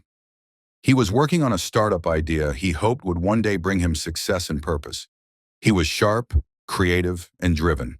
But like many young entrepreneurs, he lacked the one thing his vision couldn't manifest overnight: money. Daniel Beckwith. Beckwith was no stranger to wealth. A tech-savvy stock trader with a penchant for hacking, he'd made his fortune online. He lived in Bethesda, Maryland, in a quiet, affluent neighborhood. On the surface, he was reclusive, but seemingly harmless. But beneath that surface, quite literally, Beckwith was digging his own escape from the world. He feared a nuclear disaster, particularly from North Korea, and was obsessed with survival. So he began constructing an underground bunker system beneath his home, a paranoid labyrinth carved into the earth under layers of concrete and secrecy. Askia and Beckwith met online, where their worlds briefly aligned. Askia pitched his startup. Beckwith invested $5,000. It wasn't much, but it was a start. The business ultimately failed, but Beckwith saw something else in Askia, something he needed: labor, trust, discretion. Beckwith offered him another deal: help him dig, come work on his secret project. He'd be paid. And with Askia eager to restart his ambitions, he agreed. But Beckwith's world was different, dangerous. Once Askia accepted the job, the line between opportunity and captivity blurred. Beckwith insisted on total secrecy. When picking up Askia for work, he'd blindfold him with blackout glasses. He'd drive in long, disorienting loops to hide the home's true location. Hand him some glasses and he put them on. What do you mean glasses? They were just like blacked out glasses. Like sunglasses, or they completely cover your eyes? Completely covering. So he couldn't see anything? No. He was cool with it. I mean, I told him before he ever came, I was like, this is one of the conditions. What did you tell me what you said? Oh, I just said, I'm concerned about people knowing exactly where this is at. Online, Beckwith spoofed the internet IP to make it seem like Askia was working in Virginia, not Maryland. Even Askia's own family didn't know the full extent of where he was or what he was doing. And inside that house, conditions were horrific. Askia lived in the tunnels for days at a time, eating, sleeping, and using a bucket as a toilet. There was an air circulation system and some lighting, but nothing met safety standards. Exposed electrical wiring hung like veins across the ceilings. The risk of fire was ever present. Upstairs was no better. The home was filled floor to ceiling with hoarded items, trash, electronics, and debris. So if we have to do any more work in here, we'll make sure we don't do anything bad. Alrighty. Emergency exits were choked with clutter. A house built to hide from the outside world had also become a prison. Yet through all this, Askia stayed. Whether driven by desperation, hope, or Beckwith's manipulation, it's hard to say. What is clear is that he was isolated, overworked, and ultimately left in harm's way. Daniel Beckwith, for all his brilliance, was obsessed. Obsessed with survival, obsessed with secrecy. But what he lacked, tragically, was responsibility. Askia may have believed he was helping build a future, one of security, one with a financial reward, perhaps even the beginning of his entrepreneurial dreams. But what he was really building was a death trap. And when the flames came, they exposed far more than faulty wiring. They revealed the consequences of blind trust, unchecked obsession, and what happens when ambition turns into exploitation. On the night of September 10th, 2017, a fire broke out at 5211 Danbury Road in Bethesda, Maryland. But it wasn't just a house that went up in flames. It was a secret. That evening, the quiet neighborhood was disrupted by rising smoke and the sudden arrival of emergency responders. Flames had erupted from the basement of Daniel Beckwith's home, a bizarre, cluttered, fortress-like structure filled with mounds of junk, electronics, and trash. Inside was a man, Askia Kafra. He didn't survive, but long before the fire ignited, the danger was already smoldering. Askia had been staying underground for days as part of his work helping Beckwith construct a private network of tunnels beneath the house. This wasn't just a side project, it was an obsession. Beckwith believed nuclear war was imminent, particularly from North Korea, and he was determined to survive. His plan, a hidden bunker system built entirely in secret. He didn't hire contractors, he didn't apply for permits. Instead, he recruited Askia, a young man looking for another shot at making his dream work. In exchange for cash, Beckwith demanded silence and full cooperation. That meant letting go of logic, letting go of control, letting go of safety. Askia followed the rules, even when they didn't make sense.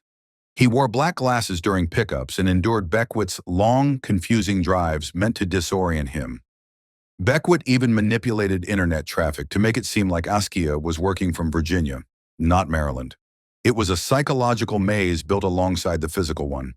Down in the tunnels, Askia worked by hand for hours, even days, carving out space in the dirt. There was ventilation, light, and basic wiring, but everything was homemade, rigged by Beckwith himself. Nothing about it was inspected or secure. Exposed wires ran through plywood and trash. The air was stale. The tunnel was narrow, and the surface above, the house itself, was an obstacle course of hoarded chaos. Still, Askia stayed. That night, he sent Beckwith a message from inside the tunnel. He smelled smoke. But instead of calling 911 or rushing to help, Beckwith tried to address the problem remotely. He later claimed he activated a fan. Minutes ticked by.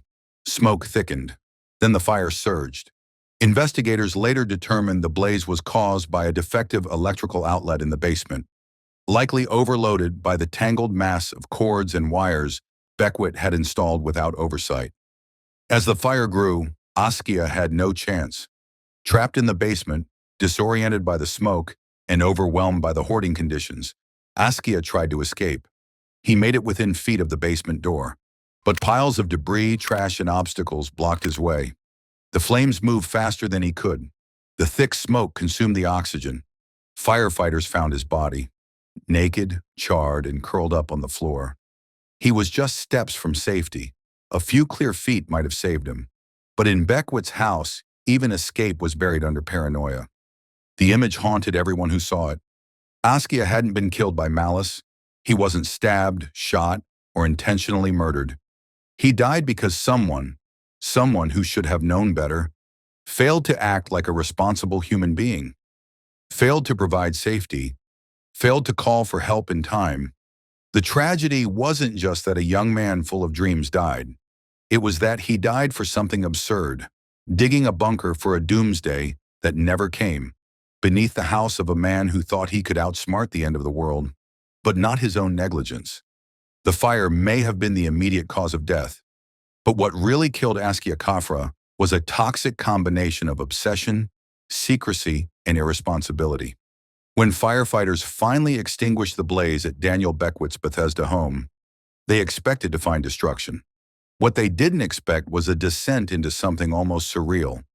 Part hoarder's den, part bunker, part tomb. The discovery of Askia Kafra's body was only the beginning. The condition of the home raised immediate red flags. First responders struggled to even navigate the interior. Rooms were packed floor to ceiling with debris, trash, and electronic equipment. Getting to the basement had been a challenge. But what did they find underneath it? That's when everything changed.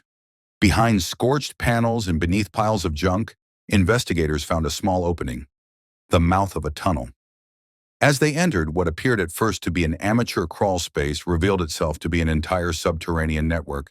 Hand-dug shafts stretching dozens of feet in multiple directions, makeshift ventilation systems, electric lights, plywood supports, and at the center of it all, a clear sign that someone had been living down there. Askia's belongings, a mattress, personal items, food packaging, were discovered in what amounted to an underground living cell. He had been eating and sleeping there, working there, surviving there, all under the radar of building inspectors, law enforcement, and even neighbors who had no idea what was happening, just feet beneath their homes. As fire marshals traced the source of the fire, they quickly found the ignition point, a basement electrical outlet overloaded with makeshift wiring. It had sparked and caught fire, a fire that had rapidly spread upward into the hoarded space, turning the home into a death trap. Forensic analysis confirmed that the outlet had been overloaded and not installed to code. There were no circuit breakers designed to contain such an overload, just a web of tangled extension cords strung like a spider's nest around combustible materials. But the most damning evidence came from the timeline. Askia had texted Beckwith from underground, saying he smelled smoke. This wasn't an instantaneous fire. There had been a window, a narrow, critical window where Beckwith could have acted.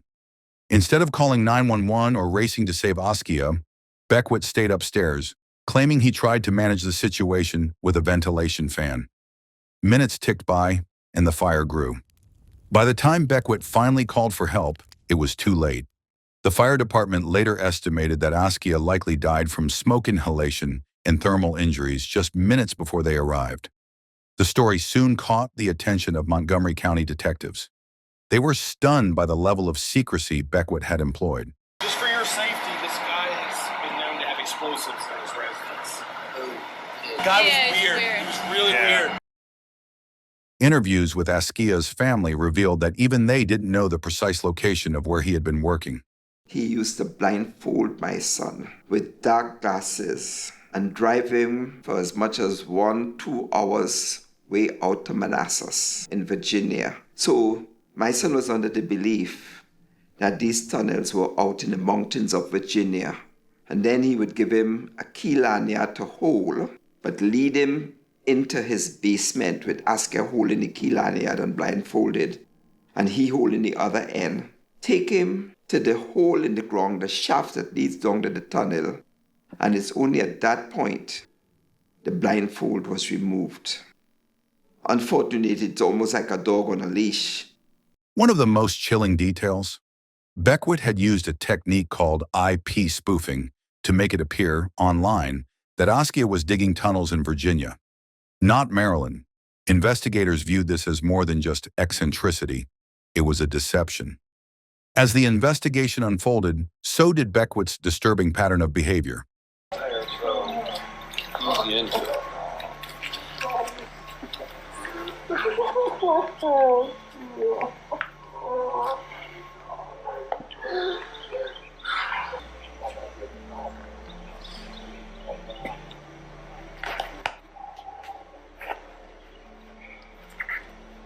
I just need a second. I need a second.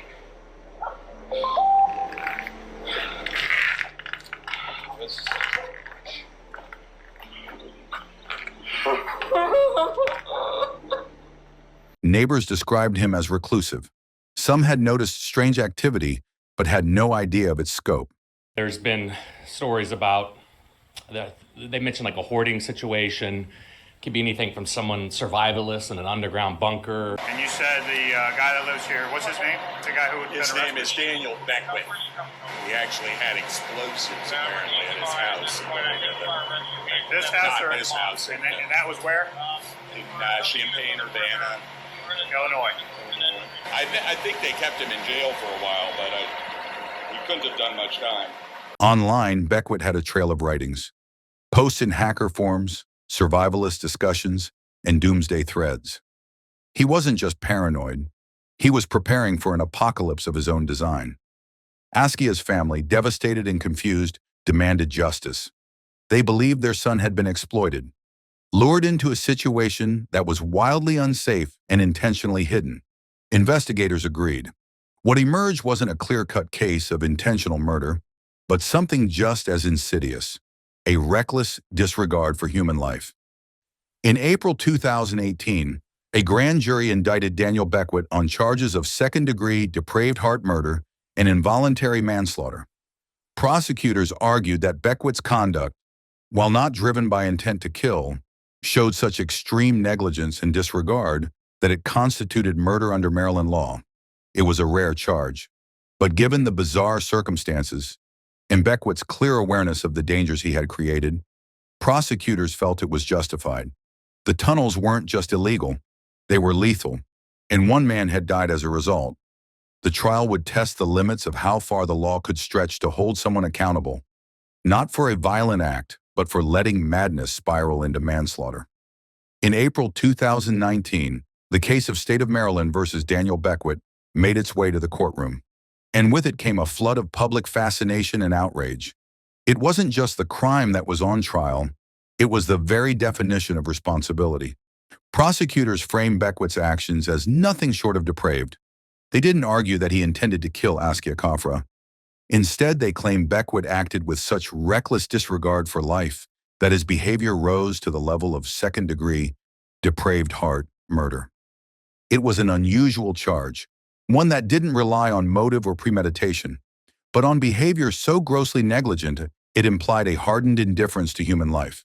The courtroom listened as prosecutors laid out the details: how Beckwith kept his home in hoarded chaos, how he forced Askia to live underground for days at a time, how he manipulated his sense of location using blindfolds and spoofed IP addresses, and most damning of all, how he failed to act when smoke first began to rise. Askia had texted Beckwith about smelling smoke. That was a moment of decision, and Beckwith, prosecutors argued, chose secrecy over saving a life. They brought in firefighters who described the horrors of the scene, and experts who confirmed that the outlet in question had sparked due to faulty, overloaded wiring. Beckwith, they argued, knew about the hazards but ignored them. He had, in essence, built a tomb. The defense, meanwhile, painted a different picture, one of a socially isolated man, eccentric and paranoid, yes, but not malicious. They admitted Beckwith was obsessed with prepping and survival, and that he had hoarding tendencies. But they argued he genuinely cared about Askia and had even invested in his business. The tunnel project was presented not as exploitation, but as a misguided partnership between two adults. The fire, they said, was a tragic accident, not a crime. The defense insisted Beckwith had no intention to harm Askia and had even paid him well for the work. They also claimed that Beckwith tried to help once he was alerted to the smoke, including turning on a fan and eventually calling 911. This, they argued, showed panic and concern, not indifference, but the jury wasn't convinced. The prosecution's portrait of Beckwith as a man who built a death trap, then refused to act when danger came, stuck with them. After deliberation, they delivered their verdict: guilty of second-degree depraved heart murder and involuntary manslaughter. It was a landmark decision. Convictions on depraved heart murder are rare, especially in cases without direct violence. Judge Margaret Schweitzer sentenced Beckwith to 9 years in prison, a sentence many found lenient yet legally appropriate under Maryland's guidelines. Now, I want to let you know, second-degree depraved heart murder, the minimum sentence for that is 10 years. And I think the maximum was either 25 or 30 years. The judge at the sentencing gave him 9 years, one less than the minimum. I couldn't understand it. Here's her explanation. She don't believe that what happened rises to the level of a second-degree depraved heart murder. And because of that, this is the reason she gave him 9 years. And she praised him. She actually praised him. She said he's so bright, he's so intelligent, he has a lot to give to society. She said that he reminded her of her brother, who's a bright guy, who's a nuclear physicist. And I felt humiliated. I felt humiliated because I was a victim and he was the perpetrator of a crime. And how could you be praising the perpetrator of a crime at his sentencing? What about my feelings? Don't I matter? You know? You are praising this gentleman who did a criminal act, who 12 jurors believed committed murder and manslaughter. And then she gave him 9 years. Askia's family, though devastated, felt some measure of justice had been served. They had lost a son who had only just begun to chase his dreams, and now, at the very least, someone was being held accountable. But the story didn't end there. Beckwith's legal team quickly filed an appeal, arguing that while the circumstances were tragic, they did not meet the legal threshold for second-degree murder. In their view, the charge was an overreach, and in time, Maryland's courts would agree. In January 2021, nearly 2 years after Daniel Beckwith's conviction, the Maryland Court of Special Appeals issued a decision that shook the foundation of the original trial. The court agreed with the defense. Beckwith's actions, however negligent, however bizarre, did not legally constitute depraved heart murder. The ruling wasn't about whether Beckwith was responsible for Askia Kafra's death. That part had already been made clear. What the court questioned was whether his recklessness truly met the legal standard of extreme disregard for human life. They concluded it did not. The murder conviction was overturned. Still, the court upheld Beckwith's conviction for involuntary manslaughter, reaffirming that his negligence had indeed caused a preventable death. But without the murder charge, his original sentence was no longer applicable. Beckwith was sent back to court for resentencing. In September 2021, the new sentence was handed down: 5 years in prison with credit for time already served. Given his good behavior and time already spent behind bars, Daniel Beckwith would be a free man before long. For Askia's family, it was a brutal blow. The man whose recklessness had led to their son's death would serve less time than many nonviolent offenders. To them, the system had favored technicalities over justice. They argued that the case wasn't just about faulty wiring, it was about power, manipulation, and the exploitation of a vulnerable young man. Outside the courtroom, the case continued to spark debate. Some saw Beckwith as a tragic figure himself, a mentally unwell recluse whose paranoia had gotten out of hand. Others saw him as a privileged eccentric who used his money and legal resources to avoid accountability. Media outlets dubbed the case the bunker death, and true crime forums lit up with theories and outrage. The surreal nature of the crime, tunnels, blindfolds, doomsday prepping, made it a case unlike any other. But underneath the strangeness was a deeply familiar truth. Workplace safety matters, and negligence, especially from those with power, can be just as deadly as violence. The case raised difficult legal questions. Where is the line between criminal negligence and murder? Should someone be held responsible not just for what they do, but for what they fail to do? And when eccentricity turns deadly, how much weight should mental health and intent carry? For Beckwith, life would never be the same. Even after his release, he remained under public scrutiny. A man whose underground fears had destroyed someone else's future. For Askia's family, the pain lingers. They remember a son full of ambition and promise, one who believed he could climb the ladder of success, and who instead died alone in the dark, building someone else's bunker. In the end, the tunnels were sealed. The house, once a secret fortress, became a crime scene. The paranoia that fueled its creation ultimately gave way to tragedy. And in a chilling irony, the man trying to prepare for doomsday had caused one for someone else. The case of Askia Kafra and Daniel Beckwith remains a cautionary tale about the dangers of obsession, the limits of trust, and the lives that can be lost when safety takes a backseat to secrecy. 4 college students were killed early Sunday morning. Their bodies found in an off-campus house near the University of Idaho. We don't know how long this investigation will take, and we don't know the why behind this horrific act. But what we do know is we will all go through this together. My name is Stacy Chapin. I'm Ethan's mom. The hardest part, we cannot change the outcome. Something is happening. Something's happening in our house. We don't know what. One of the roommates has passed out, and she was drunk last night, and she not wake you up. They saw some man in their house last night. It was after 11 o'clock. I was already in bed, and the officer said, "Don't tell anyone, but we have the suspect in custody."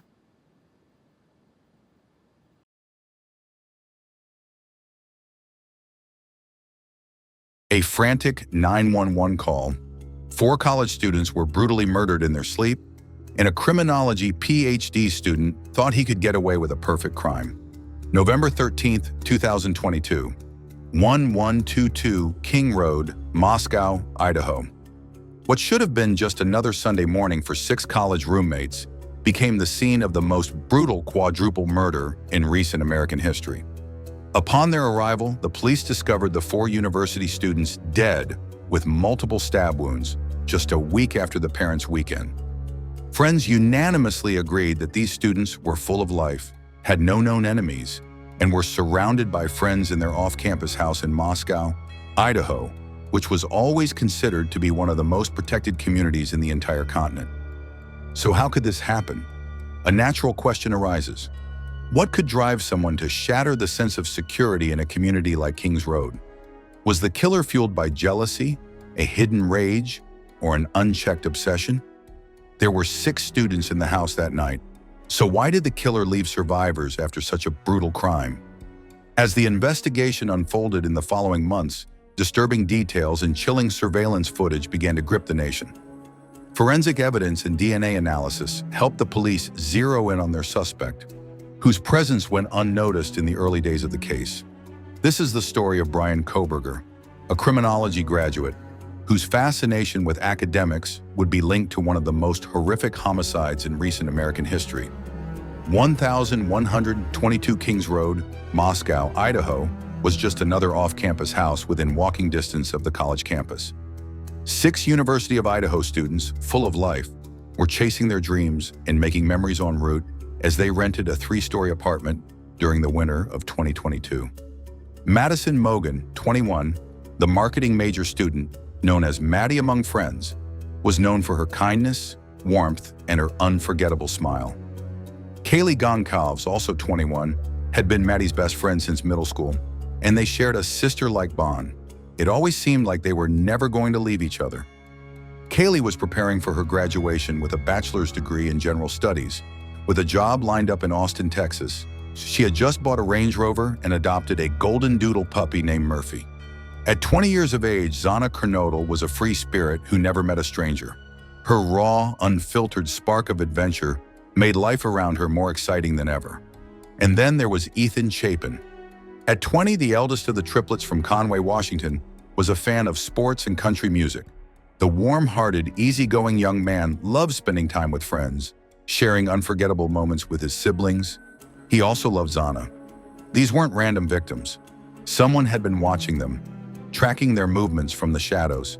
And then on the night of November 12th, 2022, when the University of Idaho students were busy partying, a white Hyundai Elantra made its way into one of the safest neighborhoods in the state. This car became one of the most infamous vehicles in the country for the next few months and was one of the keys that helped the police crack the case open. The housemates were at different parties that night. Kaylee and Maddie hit up the corner club in the evening. After a few hours, they grabbed food from a grub truck. The food truck's CCTV at 1:42 a.m. caught the women laughing, completely unaware they had less than 3 hours to live. At around 8 p.m. on Saturday, Ethan went to a fraternity party with Zana. The couple spent a few hours at the party before walking toward their off-campus house. They would also reach their house at around the same time as Kaylee and Maddie. The friends then chatted briefly before heading into their rooms. Kaylee and Madison went to the 3rd floor and settled together. Zana was sleeping with Ethan in her room on the 2nd floor. Dylan Mortensen and Bethany Funk, the other roommates, also went to their rooms. At around 4 a.m., Zana ordered food and picked it up from the DoorDash driver, and that was the last time any of the students made contact with the outside world. Dylan woke up multiple times hearing noises. She thought it was just her roommates being loud. She texted them. No response. That should have been the first red flag. Then Dylan did something that probably saved her life. She opened her bedroom door. The first time, nothing. But the second time, she saw a man dressed in all black clothing and a ski mask walking toward the backsliding door, walking calmly, like he belonged there. She was face to face with a killer, and she didn't even know it. Dylan and Bethany raised the initial alarms by calling their friend Emily Allen and her boyfriend Hunter Johnson. They finally dialed 911. 911 location of your emergency. Something is happening. Something's happening in our house. We don't know what. What is the address of the emergency? 1122.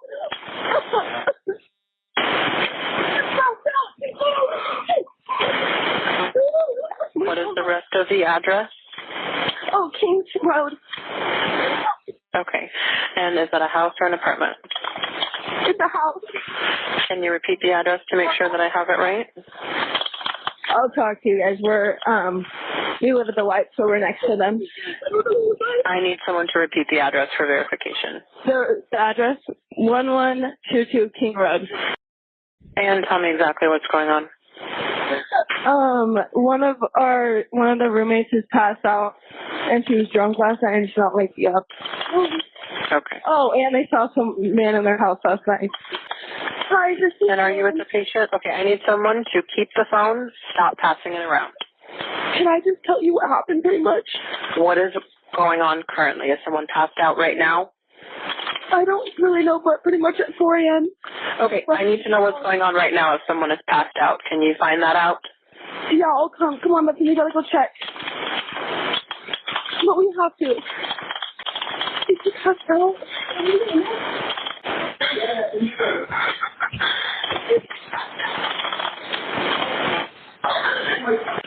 She's passed out. What's wrong? She's not waking up. Okay, one moment. I'm getting help started that way. Okay, thank you.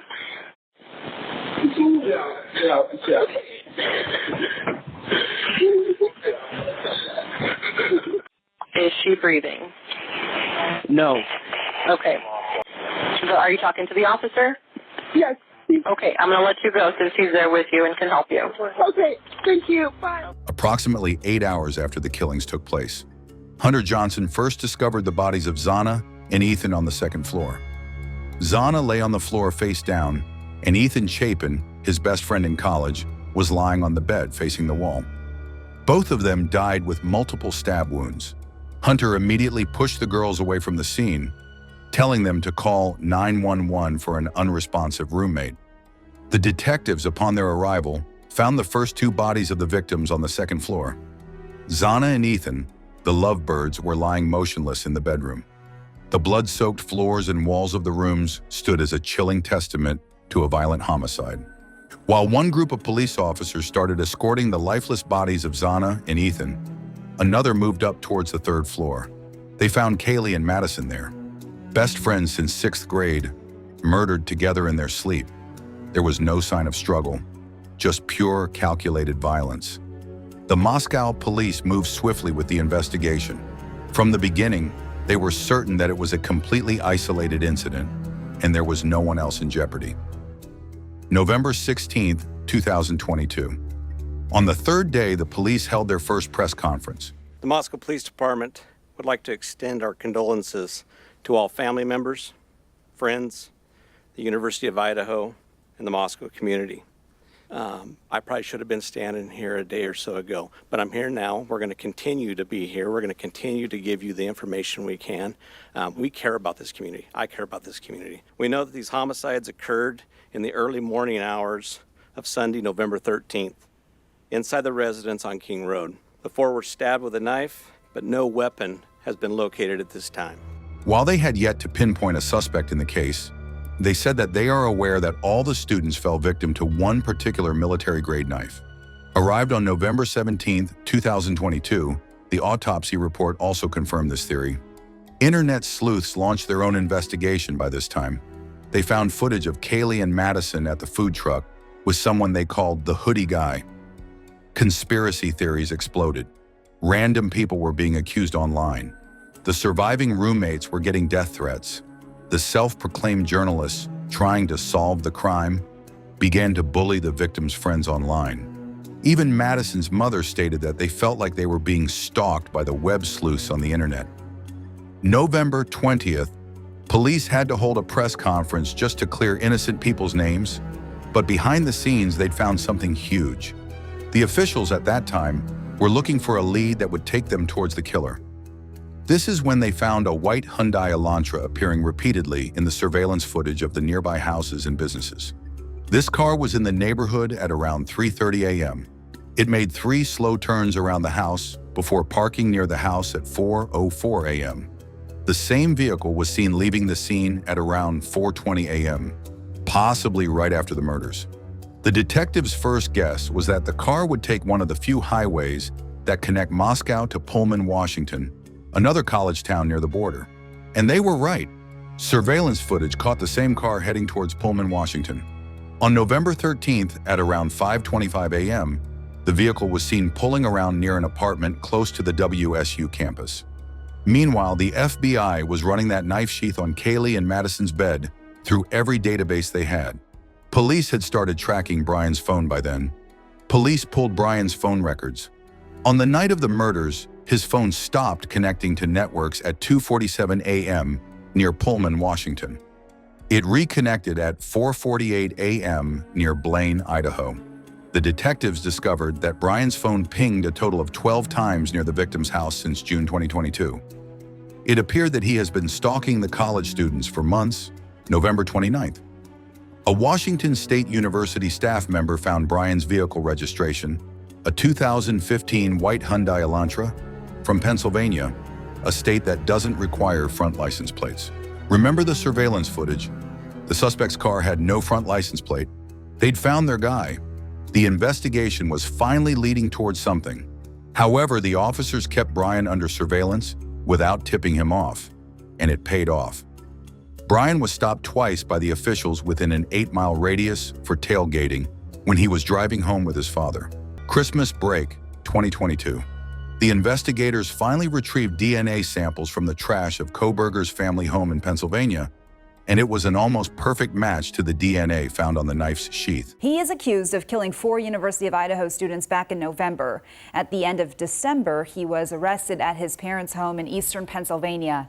And immediately, police searched the home and spent hours collecting evidence. Among the items collected were a flashlight, 4 medical-style gloves, black clothing, and a pair of Nike shoes. And this is also when investigators were able to collect the suspect's DNA. Koberger has not entered a plea for the charges he's facing. His defense team asked for time to review all the evidence. He will be in court at the end of June.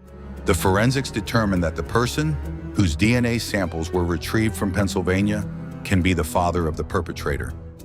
The quiet PhD student with a fascination for criminology just became the prime suspect of the quadruple murder in Moscow, Idaho. December 30th, 2022. As the people around the world were preparing for a New Year's party, a SWAT team was deployed to arrest Koberger from his parents' house in Pennsylvania. They found him in the kitchen filling trash in Ziploc bags.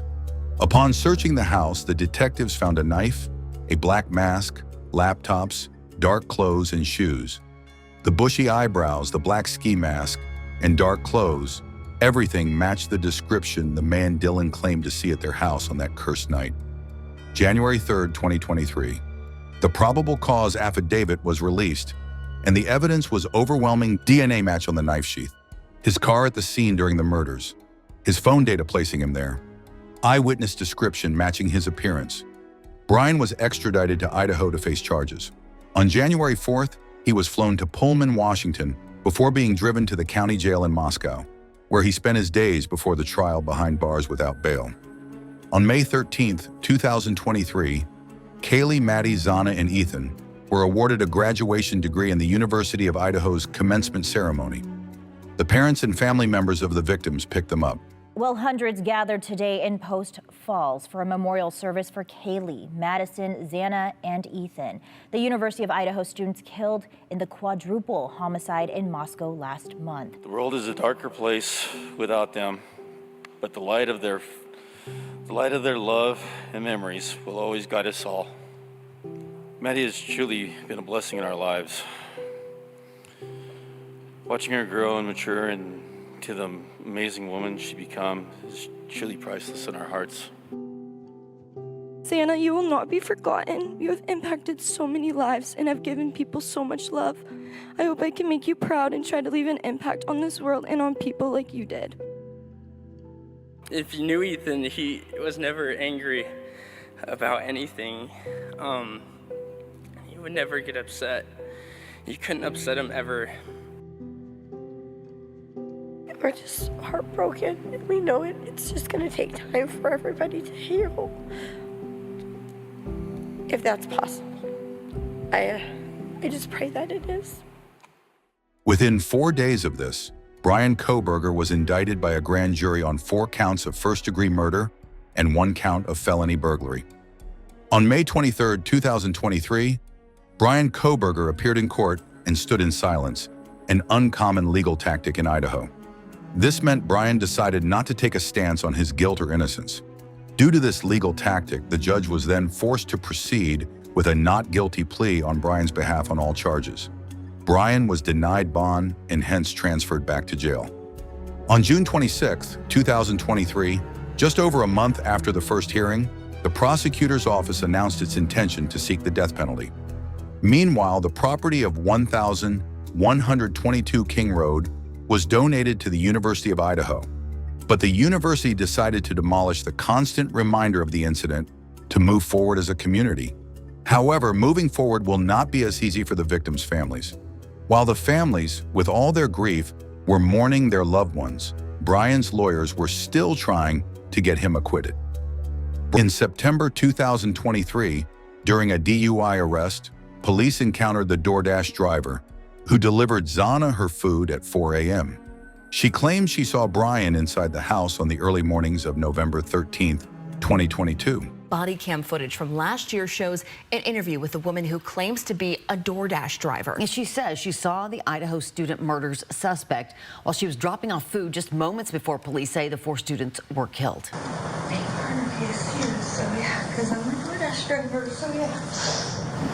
This DoorDash driver's testimony confirmed Brian's presence inside the house on the said date and time, March 2025. The prosecutors came prepared. The prosecution submitted reports in court stating that Brian Kohberger purchased a KA bar knife that came with the sheath on Amazon in March of 2022. Other records showed that Brian searched online for a KA bar knife sheath online a few days after the November 2022 incident. He was likely to replace the one that he had left beside Maddie's body. Brian's trial was scheduled for August 11, 2025. However, the defense approached the prosecution for a plea deal to avoid this trial and also take the death penalty off the table in exchange for Brian pleading guilty to all 4 charges of first-degree homicide. The plea deal saved Brian from the death penalty. On June 30th, 2025, he finally accepted the deal, and on July 2nd, 2025, he formally pleaded guilty in front of the court. All right, based on the state's proffer and importantly based upon defendant's explicit admission to committing these crimes, the court finds there is a factual basis. Therefore, with respect to count 1, burglary, felony, how do you plead, Mr. Kohberger, guilty or not guilty? Guilty. As to count 2, murder in the first degree, as it relates to the murder of Madison Mogan, how do you plead, guilty or not guilty? Guilty. As to count 3, as it relates to murder in the first degree for the murder of Kaylee Gonzalez, how do you plead, guilty or not guilty? Guilty. As to count 4, the first-degree murder of Xana Kernodle, a human being, how do you plead, guilty or not guilty? Guilty. As to count 5, the first-degree murder of Ethan Chapin, a human being, how do you plead, guilty or not guilty? Guilty. Right. The court will find that the defendant understands the nature of the charges and each offense and the possible consequences to him of his guilty plea. The court finds that there is a factual basis for the plea and that finds the defendant believes the plea to be in his best interest. I find that the plea was given freely, voluntarily, and was intelligently made. I accept the plea. I direct that it be entered. Brian was sentenced to 4 consecutive life terms without parole and an additional 10 years for burglary. However, his signed confession did not provide any explanation as to why he did what he did. The much-awaited closure for the victims' families was so close, yet it seemed so far. While Brian never gave any reason for why he did what he did on that chilly winter night in Idaho, investigators have a theory on this. This theory suggests that Brian was possibly influenced by Elliot Rodger, the self-proclaimed incel who took 6 people's lives and injured 14 others in 2014. On the other hand, for the families of Kaylee, Maddie, Ethan, and Zana, grief became an insurmountable reality. Brian was sentenced to prison on July 23, 2025. Following the plea deal, the Chapin family and Maddie's parents voiced their support for the agreement. However, the Goncalves family completely opposed the plea deal, and Zana's father openly expressed his disappointment. Maddie's parents celebrate Maddie May Day on May 25th, on Maddie's birthday, to honor her legacy and the way she lived. This event is hosted in partnership with the Made with Kindness Foundation, a nonprofit organization created by the close family and friends of Maddie and Kaylee. The foundation also honors Zana through a scholarship program. The foundation works to raise awareness about campus security and more. Kaylee's family also celebrates Kaylee Jade Day annually on her birthday. One of Kaylee's sisters named her newborn Maddie Kay to honor the legacy of the two best friends. Kaylee's beloved dog, Murphy, now lives with her boyfriend, with whom she shared custody.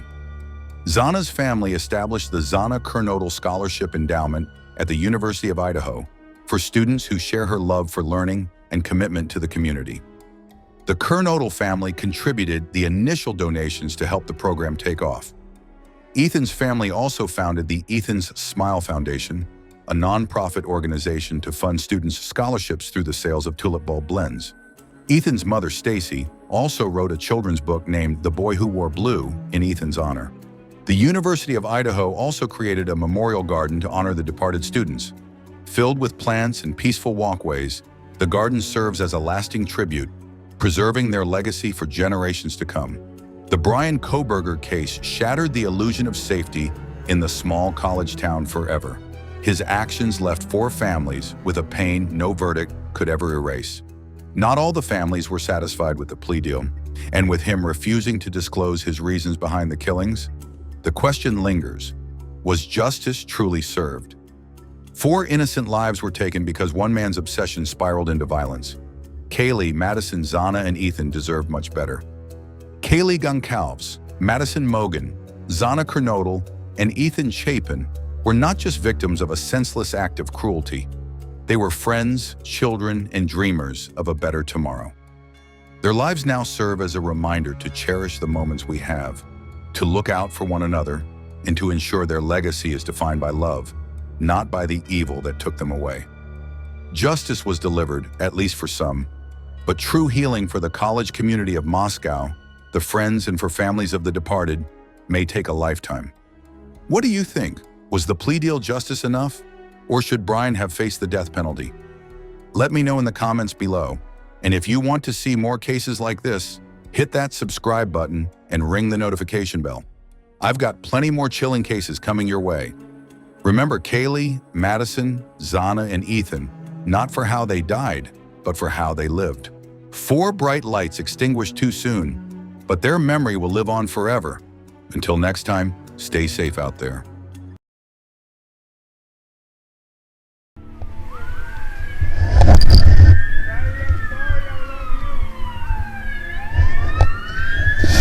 Stay back!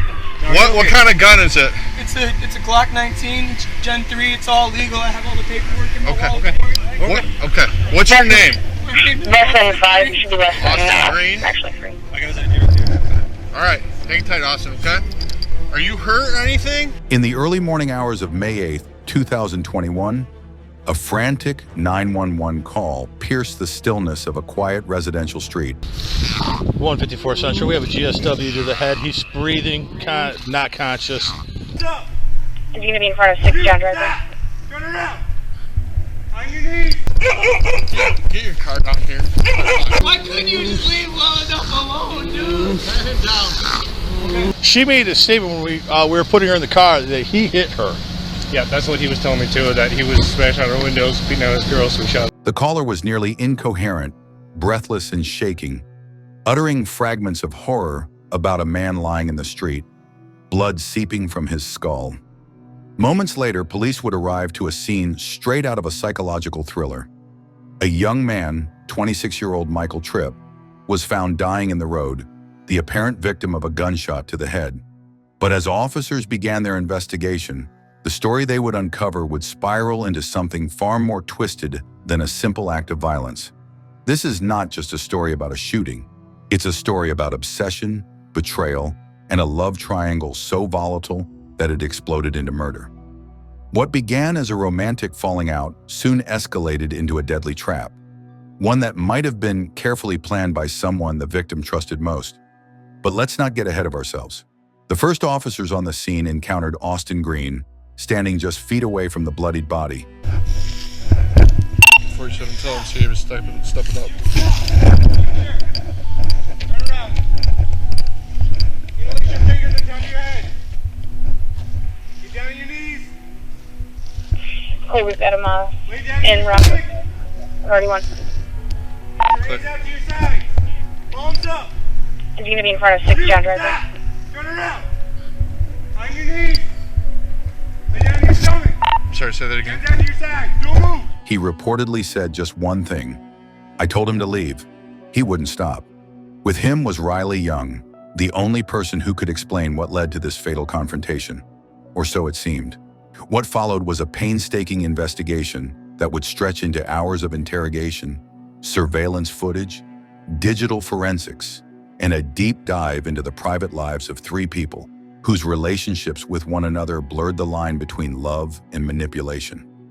At the heart of the storm stood Riley, a young mother and girlfriend torn between 2 men. Or was she the one pulling the strings all along? Riley and Austin insisted it was self-defense, that Michael was the aggressor. I loved him to death. I did not mean to do it. I just wanted him to stop. He wouldn't stop. I was just trying to go home and go to bed so I could get my kids. He just kept going. He kept screaming. He just wouldn't stop, man. He was like an animal just got released out of a cage, and he was just going for everybody's head. That he had become unhinged, stalking Riley, harassing her, threatening to burn down Austin's trailer with the children inside. That he punched both of them just moments before the gunshot rang out. We all jumped because he was breaking windows at 2:30 in the morning, and he's standing there, he's yelling and screaming. What's he saying? You're gonna talk to me or I'm gonna catch this house on fire. And Austin walked outside and he's always got his gun on his hip. She made a statement when we were putting her in the car that he hit her. Yeah, that's what he was telling me too, that he was smashing out her windows, beating out his girl, so we shot him. Was this shooting the tragic climax of a toxic emotional web, or something far more premeditated? Consider this. Riley had only broken up with Austin 2 weeks prior. She quickly moved on to Michael, Austin's best friend. I just want to get all the relationship figured out, and then we can go into everything that happened. So you guys broke up 2 weeks ago? Yeah. Did you know Michael before, or did you guys just meet? He was Austin's best friend. Okay. So after, were you guys talking pre-breakup, or was it after breakup that the relationship started?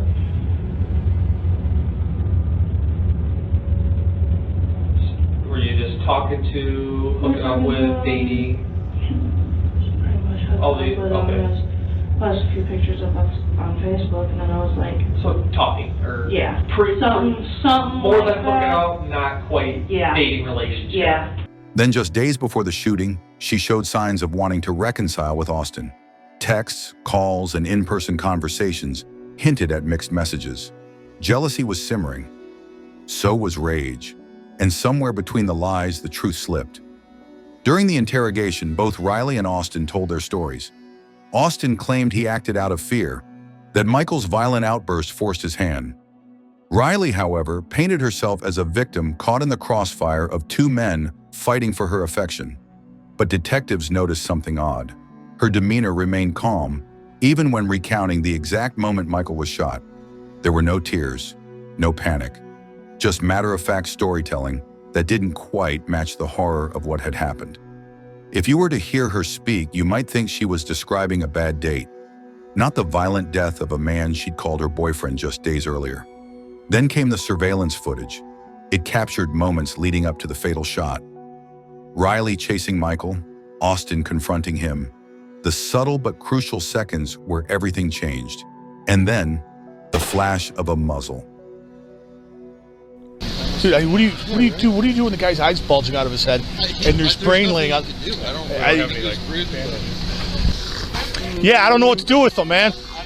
It's to the head and he's bleeding out, man. There's nothing I can do. He's got blood everywhere, man. He can't hear. This video dives deep into part 1 of the interrogation that followed, where police pressed both Austin and Riley for answers. Where truths were bent, motives questioned, and cracks in the facade began to show. It's an emotional roller coaster of confession, deflection, and silent stares that say more than words ever could. But this is just the beginning. As you'll soon discover, Nothing is what it seems. And when love turns deadly, the truth dies with it, unless someone talks. In a quiet corner of Monroe County, Michigan, the early hours of May 8, 2021, began like any other, until they didn't. By sunrise, an entire community would be rattled by a gruesome discovery in the middle of a neighborhood street. A young man, 26-year-old Michael Tripp, lay dying from a gunshot wound to the head. The blood was still fresh. The fear was still thick in the air. Neighbors, awakened by sirens and flashing lights, watched in stunned silence as police cordoned off the area, knowing that something terrible had happened, but having no idea just how dark this tragedy truly was. The kid ran out and the windows busted out right there. The glass was flying in through the living room. And I didn't run outside when all this happened. I'm not a confrontational person and shit. So when this happened, I stayed inside with the dog and shit. Who was all in the house? It was just Riley and Austin. Okay. I don't know. Michael Tripp? I don't know. Well, Austin was with Riley. Okay. And she cheated on him with Michael. And then they started, together and... Your sister and Michael? Yeah. Okay. And I'm assuming that's why this happened. So is this like a ongoing thing that happened recently with her cheating and this baby mama drama? Yeah, it just happened. Okay. So, Mr. Green and what's this guy's Michael Tripp? Yeah, Michael Tripp. Okay. So they got some bad blood there, obviously.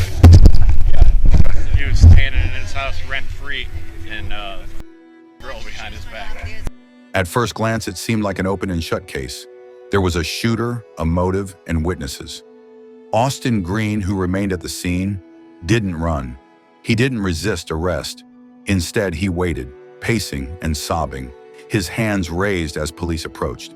According to initial reports, he had acted in self-defense. But as the minutes passed and officers began interviewing him and his girlfriend, Riley Young, an unsettling realization began to surface. This wasn't a spontaneous act of violence. It was the result of weeks, perhaps months, of tangled emotions, broken loyalties, and psychological unraveling. Michael Tripp wasn't just any man. He was Austin's best friend, or at least he had been. That friendship began to fall apart when Riley, the mother of Austin's children, abruptly left him and started a new relationship with Michael. What followed was an emotional spiral that saw jealousy harden into resentment and love curdle into something dangerously close to hatred. Within 2 short weeks, Riley had gone from committed partner to ex-girlfriend, from nurturing mother to a woman caught between 2 men, both vying for control, affection, or maybe just closure. But Riley wasn't merely a pawn in this story. Some would say she was the queen. As detectives dug deeper, they learned that Riley had been the connecting thread between Austin and Michael, even long before the fatal night. She had history with both men. With Austin, she shared children, a home, and a turbulent past. With Michael, she shared a newly ignited romance, one that seemed to bloom too quickly and too fiercely for comfort. But what truly raised eyebrows was her behavior in the hours leading up to the murder, and especially after it. When interviewed, Riley appeared composed, even clinical. She answered questions as if recounting an inconvenience, not a traumatic loss. No tears, no panic, just cold recollection. Meanwhile, Austin's emotional state was unraveling in real time. He told police he didn't mean for any of this to happen, that Michael had shown up at his home in a rage, smashed his front window, and threatened to set his trailer on fire, with his children inside, that he'd begged Michael to leave, to de-escalate, to stop. But Michael wouldn't, and when he allegedly hit Riley, then Austin, that's when Austin pulled the trigger. That's when everything stopped. But what if Michael didn't come looking for a fight? What if he came because Riley told him to? What if this was less about a crime of passion and more about a carefully staged confrontation? Police began to suspect just that, and their suspicions grew stronger with every frame of surveillance footage they reviewed, with every text message they recovered from Riley's phone. It became increasingly clear that someone wasn't telling the whole truth. In fact, someone might have planned the whole thing. Now imagine being in that interrogation room. On one side of the table, a young father sobbing into his hands, confessing to a killing he claims he didn't want to commit. On the other, a calm, calculating partner, recounting the night in a tone almost too calm. Between them lies the truth, but it's hidden beneath layers of manipulation, emotion, and silence. This is the story of what happens when a love triangle becomes a ticking time bomb, when heartbreak morphs into obsession, and when 3 lives crash together with irreversible consequences. It begins with a gunshot, but where it ends, that's what we're here to uncover. The night everything unraveled began with a knock, or more accurately, a crash. At approximately 2:30 a.m., while Austin Green sat in his trailer eating a late-night meal, a sudden shattering of glass interrupted the quiet. Michael Tripp had arrived. Not with peace, not with closure, but with chaos. Michael, by then desperate and emotionally spiraling, had come to confront Riley, to confront Austin, or maybe just to confront the pain of rejection. According to Austin's testimony, he was sitting on the couch with Riley and a friend, Brian, when Michael smashed in the front window with either his fist or an object. No one could say for sure, but what followed was anything but ambiguous. Austin. Who's at Austin's? Me, Austin, Brian, and my dog. So I was sitting on the love seat with Austin, and he was eating Taco Bell. I was talking to him. Brian was sitting on the big couch, and all of a sudden all I hear is crash. All of my front window got busted, and he's like, "What the f*** are you doing here?" Michael says that? Yeah. So you hear a crash? Yeah, I hear the window get broken, and we all jump because who's breaking windows at 2:30 in the morning? Michael, standing outside the broken glass, screamed Riley's name. He hurled accusations. He demanded explanations. He threatened to set the trailer ablaze. Inside were Austin's children, though thankfully not that night. His threats were loud, vivid, and repeated. But most of all, they were terrifying.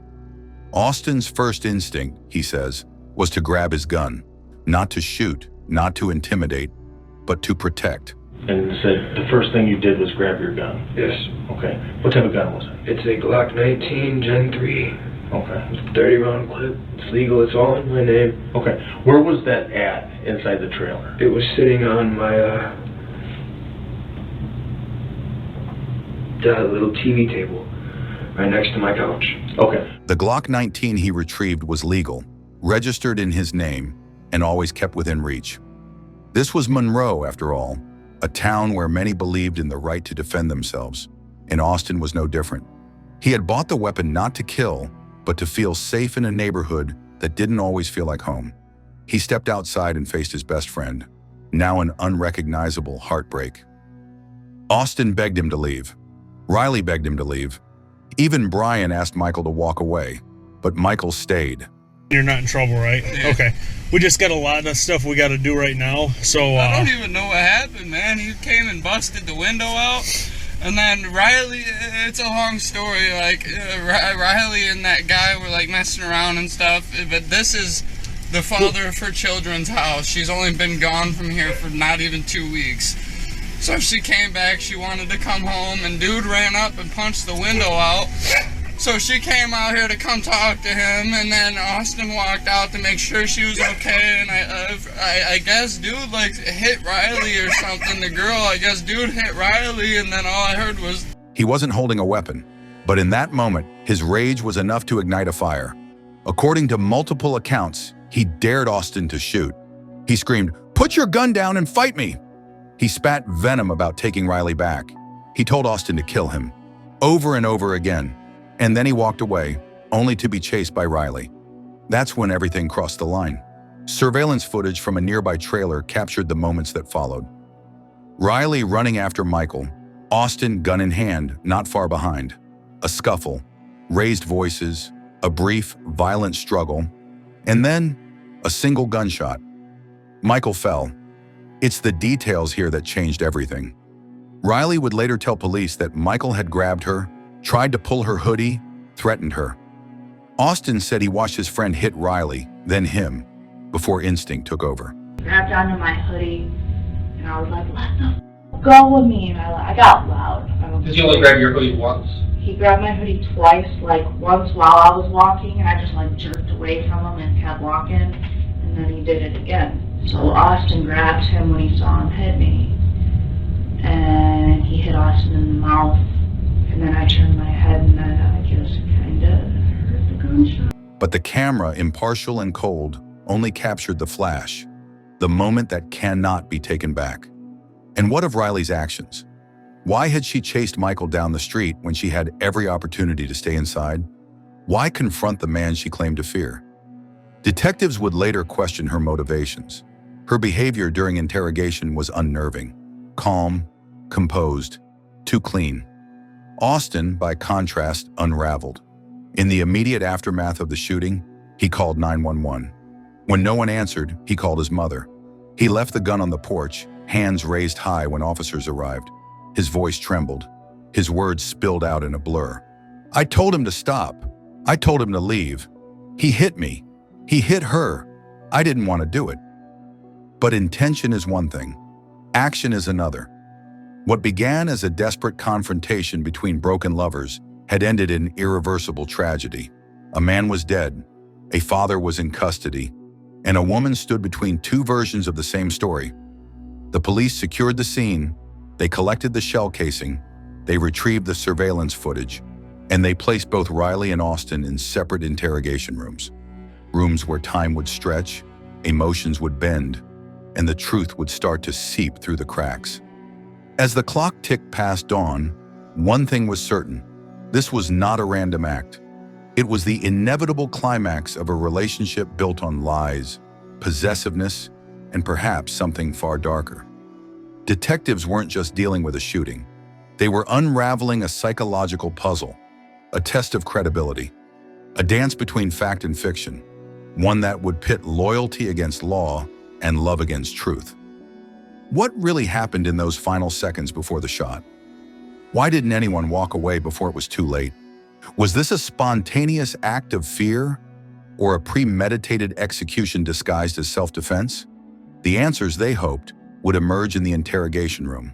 The courtroom was packed, not with strangers, but with people who knew the victim, the defendant, and the woman at the center of it all.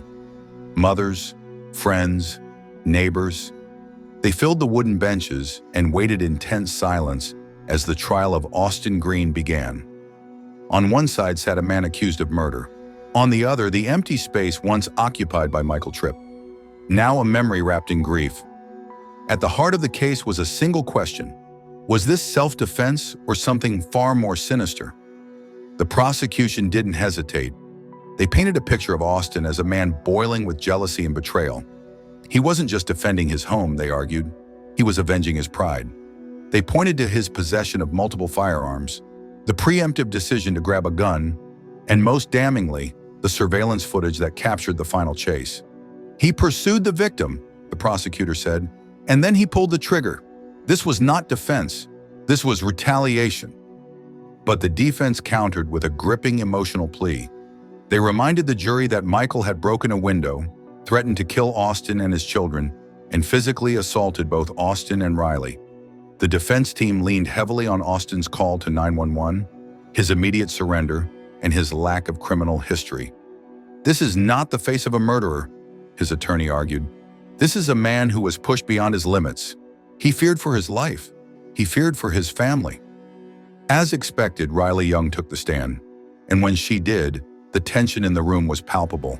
Her testimony was methodical, controlled.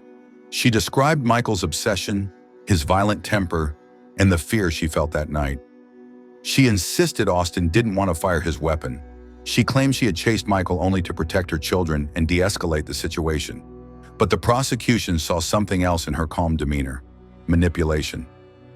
They reminded the jury that Riley had moved on quickly from Austin to Michael, that she had sent messages to both men in the hours before the shooting, fanning emotional flames, that she had been the one to escalate the situation by leaving the house, chasing after Michael, and drawing Austin into a fatal confrontation. Was she a victim or a trigger? The jury was left with a tangled narrative. On one hand, a distraught father who claimed he only acted out of fear. On the other, a man who pursued his victim with a loaded weapon. and threading it all together. A woman whose presence and decisions shaped the entire tragedy. Deliberations took days. Emotions ran high. Families sobbed in the hallways. The community remained divided. Was Austin a protector or a killer? In the end, the jury delivered a verdict that stunned everyone. Guilty, but not of murder. The charge was reduced to manslaughter, with the court acknowledging the complexity of the situation and the presence of mitigating factors. The judge sentenced Austin to 12 years in prison, with eligibility for parole in 7. Riley Young walked out of the courtroom that day a free woman, but not without scrutiny. Though she wasn't charged, whispers followed her wherever she went. The court may have cleared her of legal guilt, but in the court of public opinion, her role in Michael Tripp's death was far from forgotten. The trial may have ended, but the questions didn't. The dust settled, the cameras left, but the consequences of that night rippled through Monroe like a stone dropped into still water. For Michael Tripp's family, there was no justice that could bring back their son. He was 26 years old, a friend, a brother, a young man whose final moments were spent pleading or provoking, or perhaps both. His mother kept his photos up in the window long after the trial, hoping that time would not erase memory. Austin Green, now inmate 407631, entered the Michigan correctional system as a man broken. In his first year behind bars, he reportedly struggled with depression, suffered panic attacks, and requested to be placed on watch. The weight of what he'd done, or what he'd failed to prevent, hung around his neck like an anchor. He wrote frequent letters to his children, none to Riley. Back home, Riley Young's life took a turn she hadn't expected.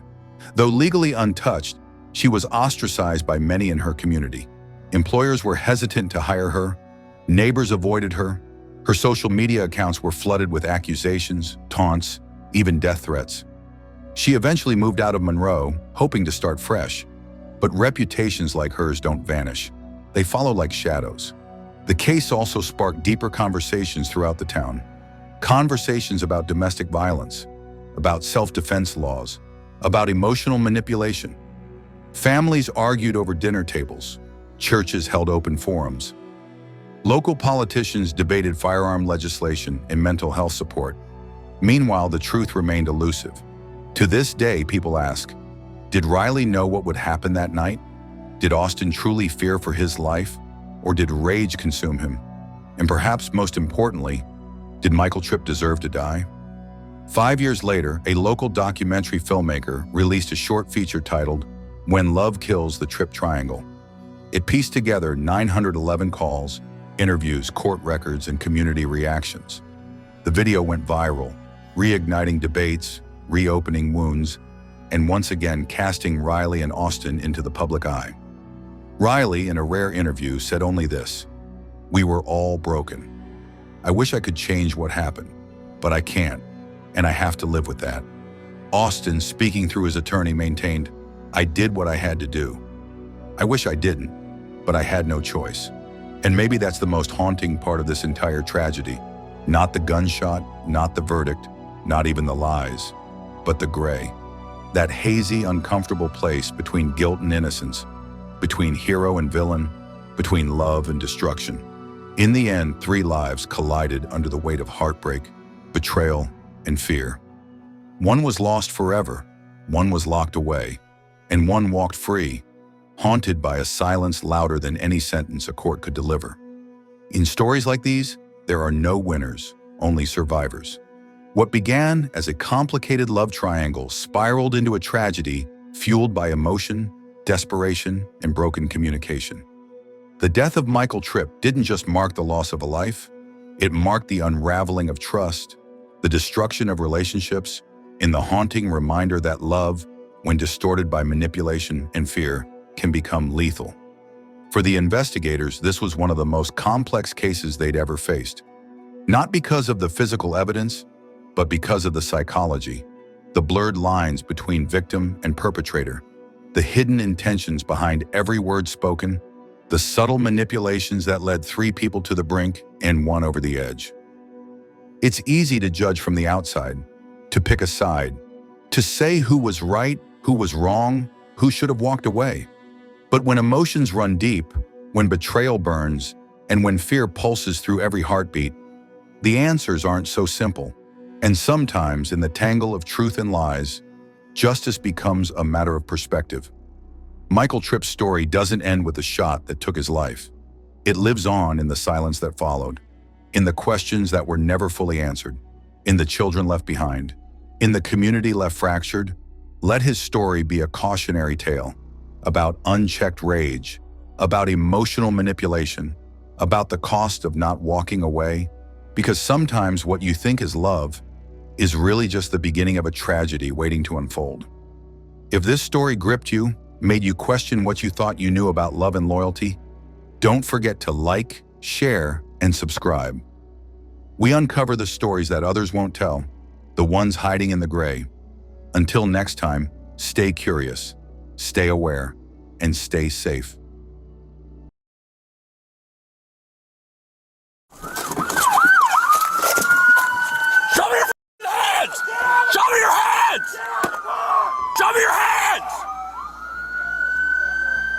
This is 38-year-old Amanda Jansen, a mother of 5 from Gainesville, Florida. Moments before this footage was captured, Jansen shot 2 innocent people, killing one and injuring the other, all in front of her children.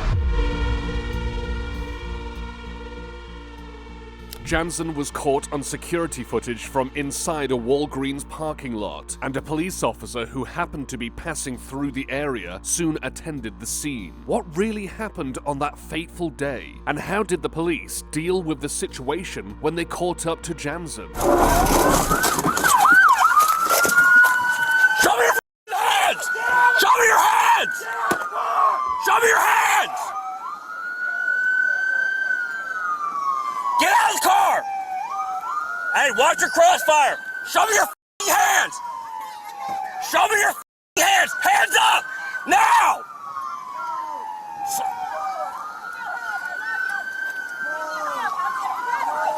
Come here! If you reach for it, I swear to God, I will shoot you! Show me your... Get out of the car now! No! Come here now! Immediately after the first officer on the scene called for backup, the scene of the crime was closed off, and the sole surviving victim, Thomas LaPreed Williams, was interviewed. Williams provides officers with the perpetrator's name and says the shooting took place while he was picking up his daughter from what was supposed to be a routine custody exchange. Jansen, it was revealed, was the mother. And who shot you? Amanda who? Jansen. Amanda Jansen, why'd she shoot you? Huh? Why did she shoot you? I'm picking up my daughter. You're picking up a daughter? Court order. Okay. While Williams would survive the shooting, Jansen's second victim, Anna Terrell, would not be so lucky. Each of the victims was shot 3 times, but Terrell would lose her life. Jansen fled the scene and was soon pursued by officers. After a 13-mile high-speed chase, however, she was pulled over, with officers threatening her to exit her vehicle or they would open fire. Come here now! My kids are in the car! Come here now!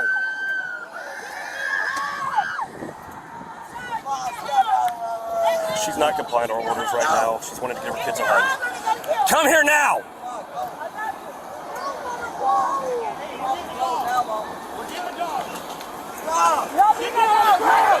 Get on the ground! You got... Hey, there's small kids in the car. Do not move. Do not move. I swear to God.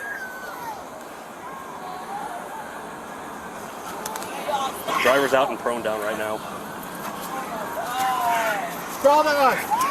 Ma'am, hey, crawl this way.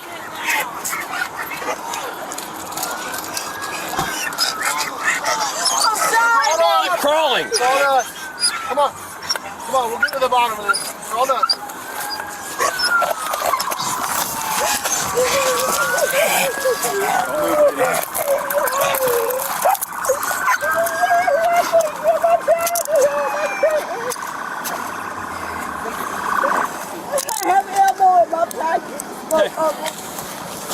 Come here. Do you have anything on? Any guns? I only had one. I threw it on the ground. Come this way. Sit up.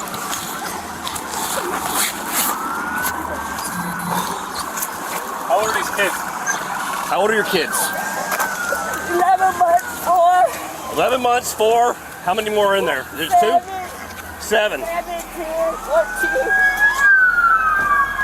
We put her in your car.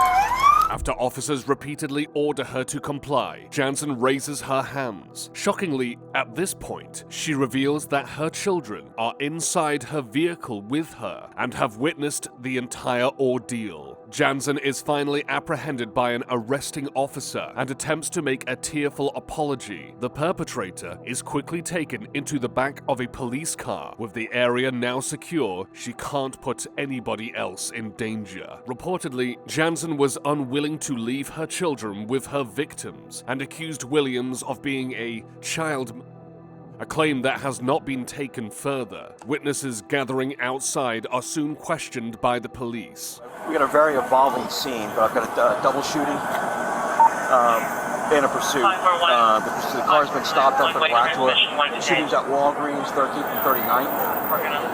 It's a male-female that have been shot. The male was just loaded up. I don't know his condition. The female that have been given depressions to on the ground here in front of her car for the last 10 minutes. So she got a chance to hear the radio traffic about something about she called whoever's in the other car called in and said something was a custody issue. Said she wasn't going to turn over a kid to a child.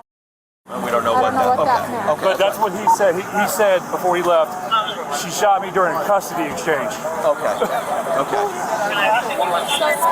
Amanda Jensen is who he said. They were doing a child, they were supposed to be doing a court-ordered child exchange here in the parking lot. An older couple revealed the scenes of chaos that took place as they realized the shooting had begun. Cars slammed into one another to escape the danger. Amongst them, of course, was Jansen's, who attempted to flee the scene as quickly as possible. What happened? Well, I was getting ready to go to the bathroom inside, and when I did, this guy that works here, there was another guy standing here.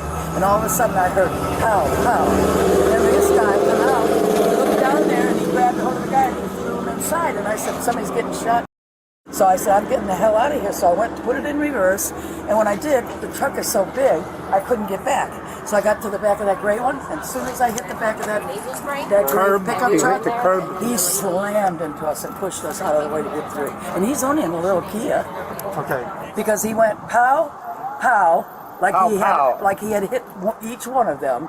And then all you heard was pow, pow, pow. So he had already shot them both at that time. You didn't see anything though? No, I didn't. But as soon as I come around here and I went over there, of course the cop was mad and I told him, I said, I want to pray for her.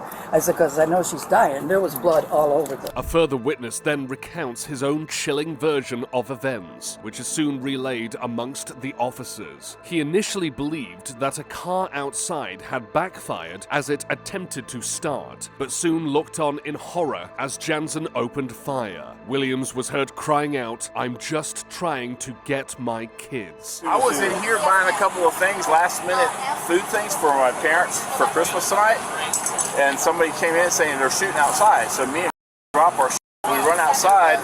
Luckily, I'm packing. White car flies by me.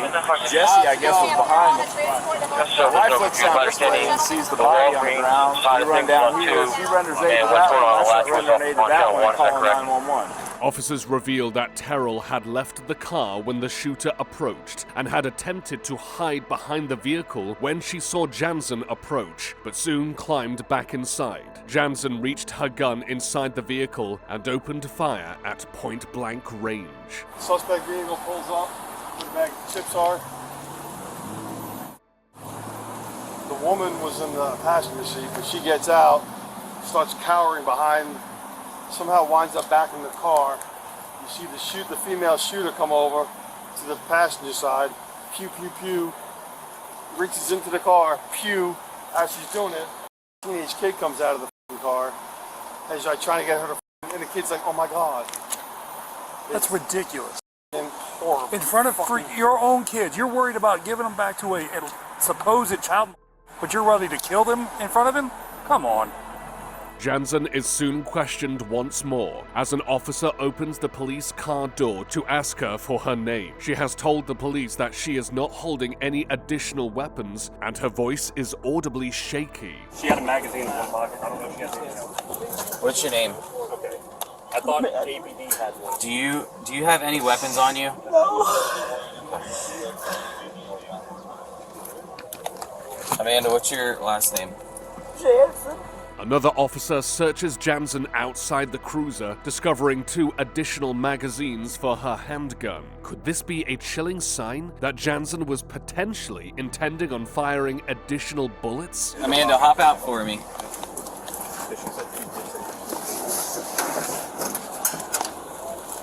I'm gonna fix it, okay?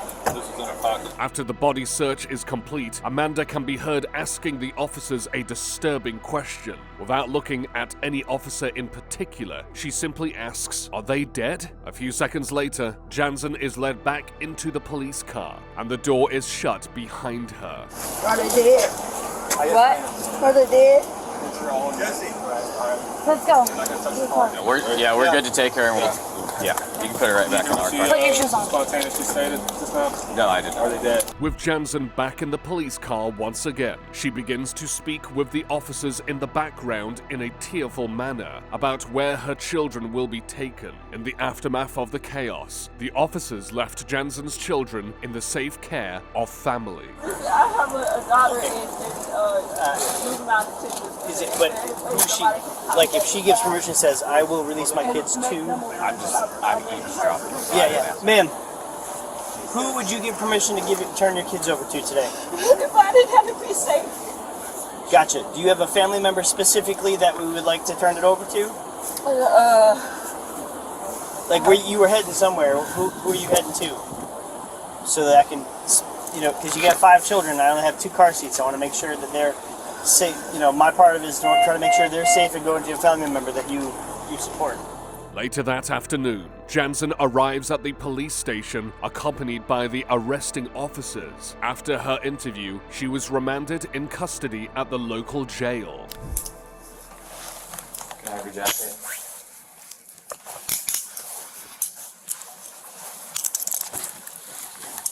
Side some paper towels to wipe your nose. Do you need anything else? Water and some chips for the trunk, please.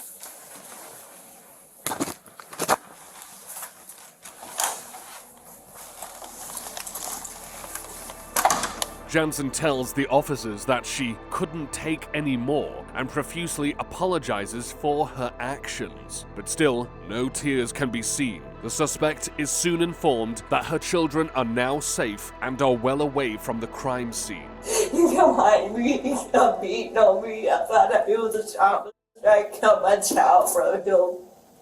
I just couldn't take no more. I'm so sorry. I didn't mean to put you through this. I hear you, and like I said, I'm not asking you any questions. I don't know what's going on, okay? But your kids are safe, okay? None of them are injured. They're with officers and detectives, okay? So they're safe. And if anything in relation to your kids, if I find anything else out, I'll let you know, okay? Water, please. Give me. You want some more tissues? Okay. Is there a trash can? No, I need one. Okay. Jansen is soon charged with a series of extremely serious charges, the biggest being the second-degree murder of Anna Terrell. On top of this, she's charged with attempted murder, 5 separate counts of child neglect, and fleeing from law enforcement. Jansen would plead no contest to all of her charges in court, but was ultimately found guilty of all crimes. In 2025, Amanda Jansen would be sentenced to life behind bars for second-degree murder, followed by a consecutive 30 years for the additional charges. I'm sure you were well aware of what's going on. Can you do me a favor, go ahead and stand up, turn around. I just want water real quick. Yep, you can go ahead and grab one more sip of water real quick. Alright, turn around for me. Do me a favor, pull your sleeves up. You might actually toss him in now. Yep, pull your sleeves up, turn around for me. Thank you. Got small wrists. There we go. Ooh, almost got that one. There we go, that's good. Alright, do me a favor and don't be stupid, okay? Hold on, Mom. Alright. What am I being charged with? I'll read them to you on the way, okay? Do me a favor, what's your place of birth? Thomas Laprede Williams, the surviving victim, was later interviewed by a detective as he lay in his hospital bed. Jansen became enraged at the sight of another woman in Williams's vehicle and immediately pulled her gun on Terrell. Williams was shot in his arm, back, and leg, and was lucky to escape with his life. As he frantically climbed back into his car, Jansen could be heard shouting, "You made this happen." So we drove over there, and she got behind us and did a U-turn herself. But we saw that she was breathing, that's why we took out on the road.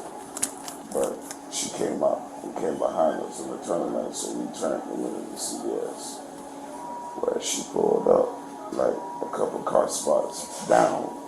And so my homegirl who was driving pulled beside her, and then she just backed off and went around to like the drive-thru of the pharmacy and came back. And I stood out the car for about a good 2 minutes, like wondering what was going on, and then she finally pulled up and got out the car and asked who was in the car. And I was like, my ride. And she was like, well, who's in the car? And she kept walking up, and then she seen what it was, and then she just pulled out a gun out of her bag. And she looked like it shot my friend in the head. So I jumped out of the passenger side and seen that she was coming on my side. So I went through the passenger side through the back door. And I'm trying to think of which was the first shot, because the second and third shot was my back when I was in the car, and the third shot was in my leg. Okay. So I guess when I was standing outside the car, that's when she first shot me. Okay. That's the arm. Okay. But that's when I dumped in the car in the back and tried to scramble through. And she was saying, you made this happen. You made this happen. Why would she do something like this with the baby? Because she's jealous. She thought that we was. She read text messages because I tell my best friend I love her, and I do. Of course, your best friend. Listen, she don't understand a woman and a man. Being friends. Wow. In an ironic twist, Terrell and Williams had not even been dating, and so Jansen had no need to be jealous in the first place. They were simply best friends. This was a situation that could have easily been avoided, and one that will surely go down in the memories of those who witnessed it for decades to come.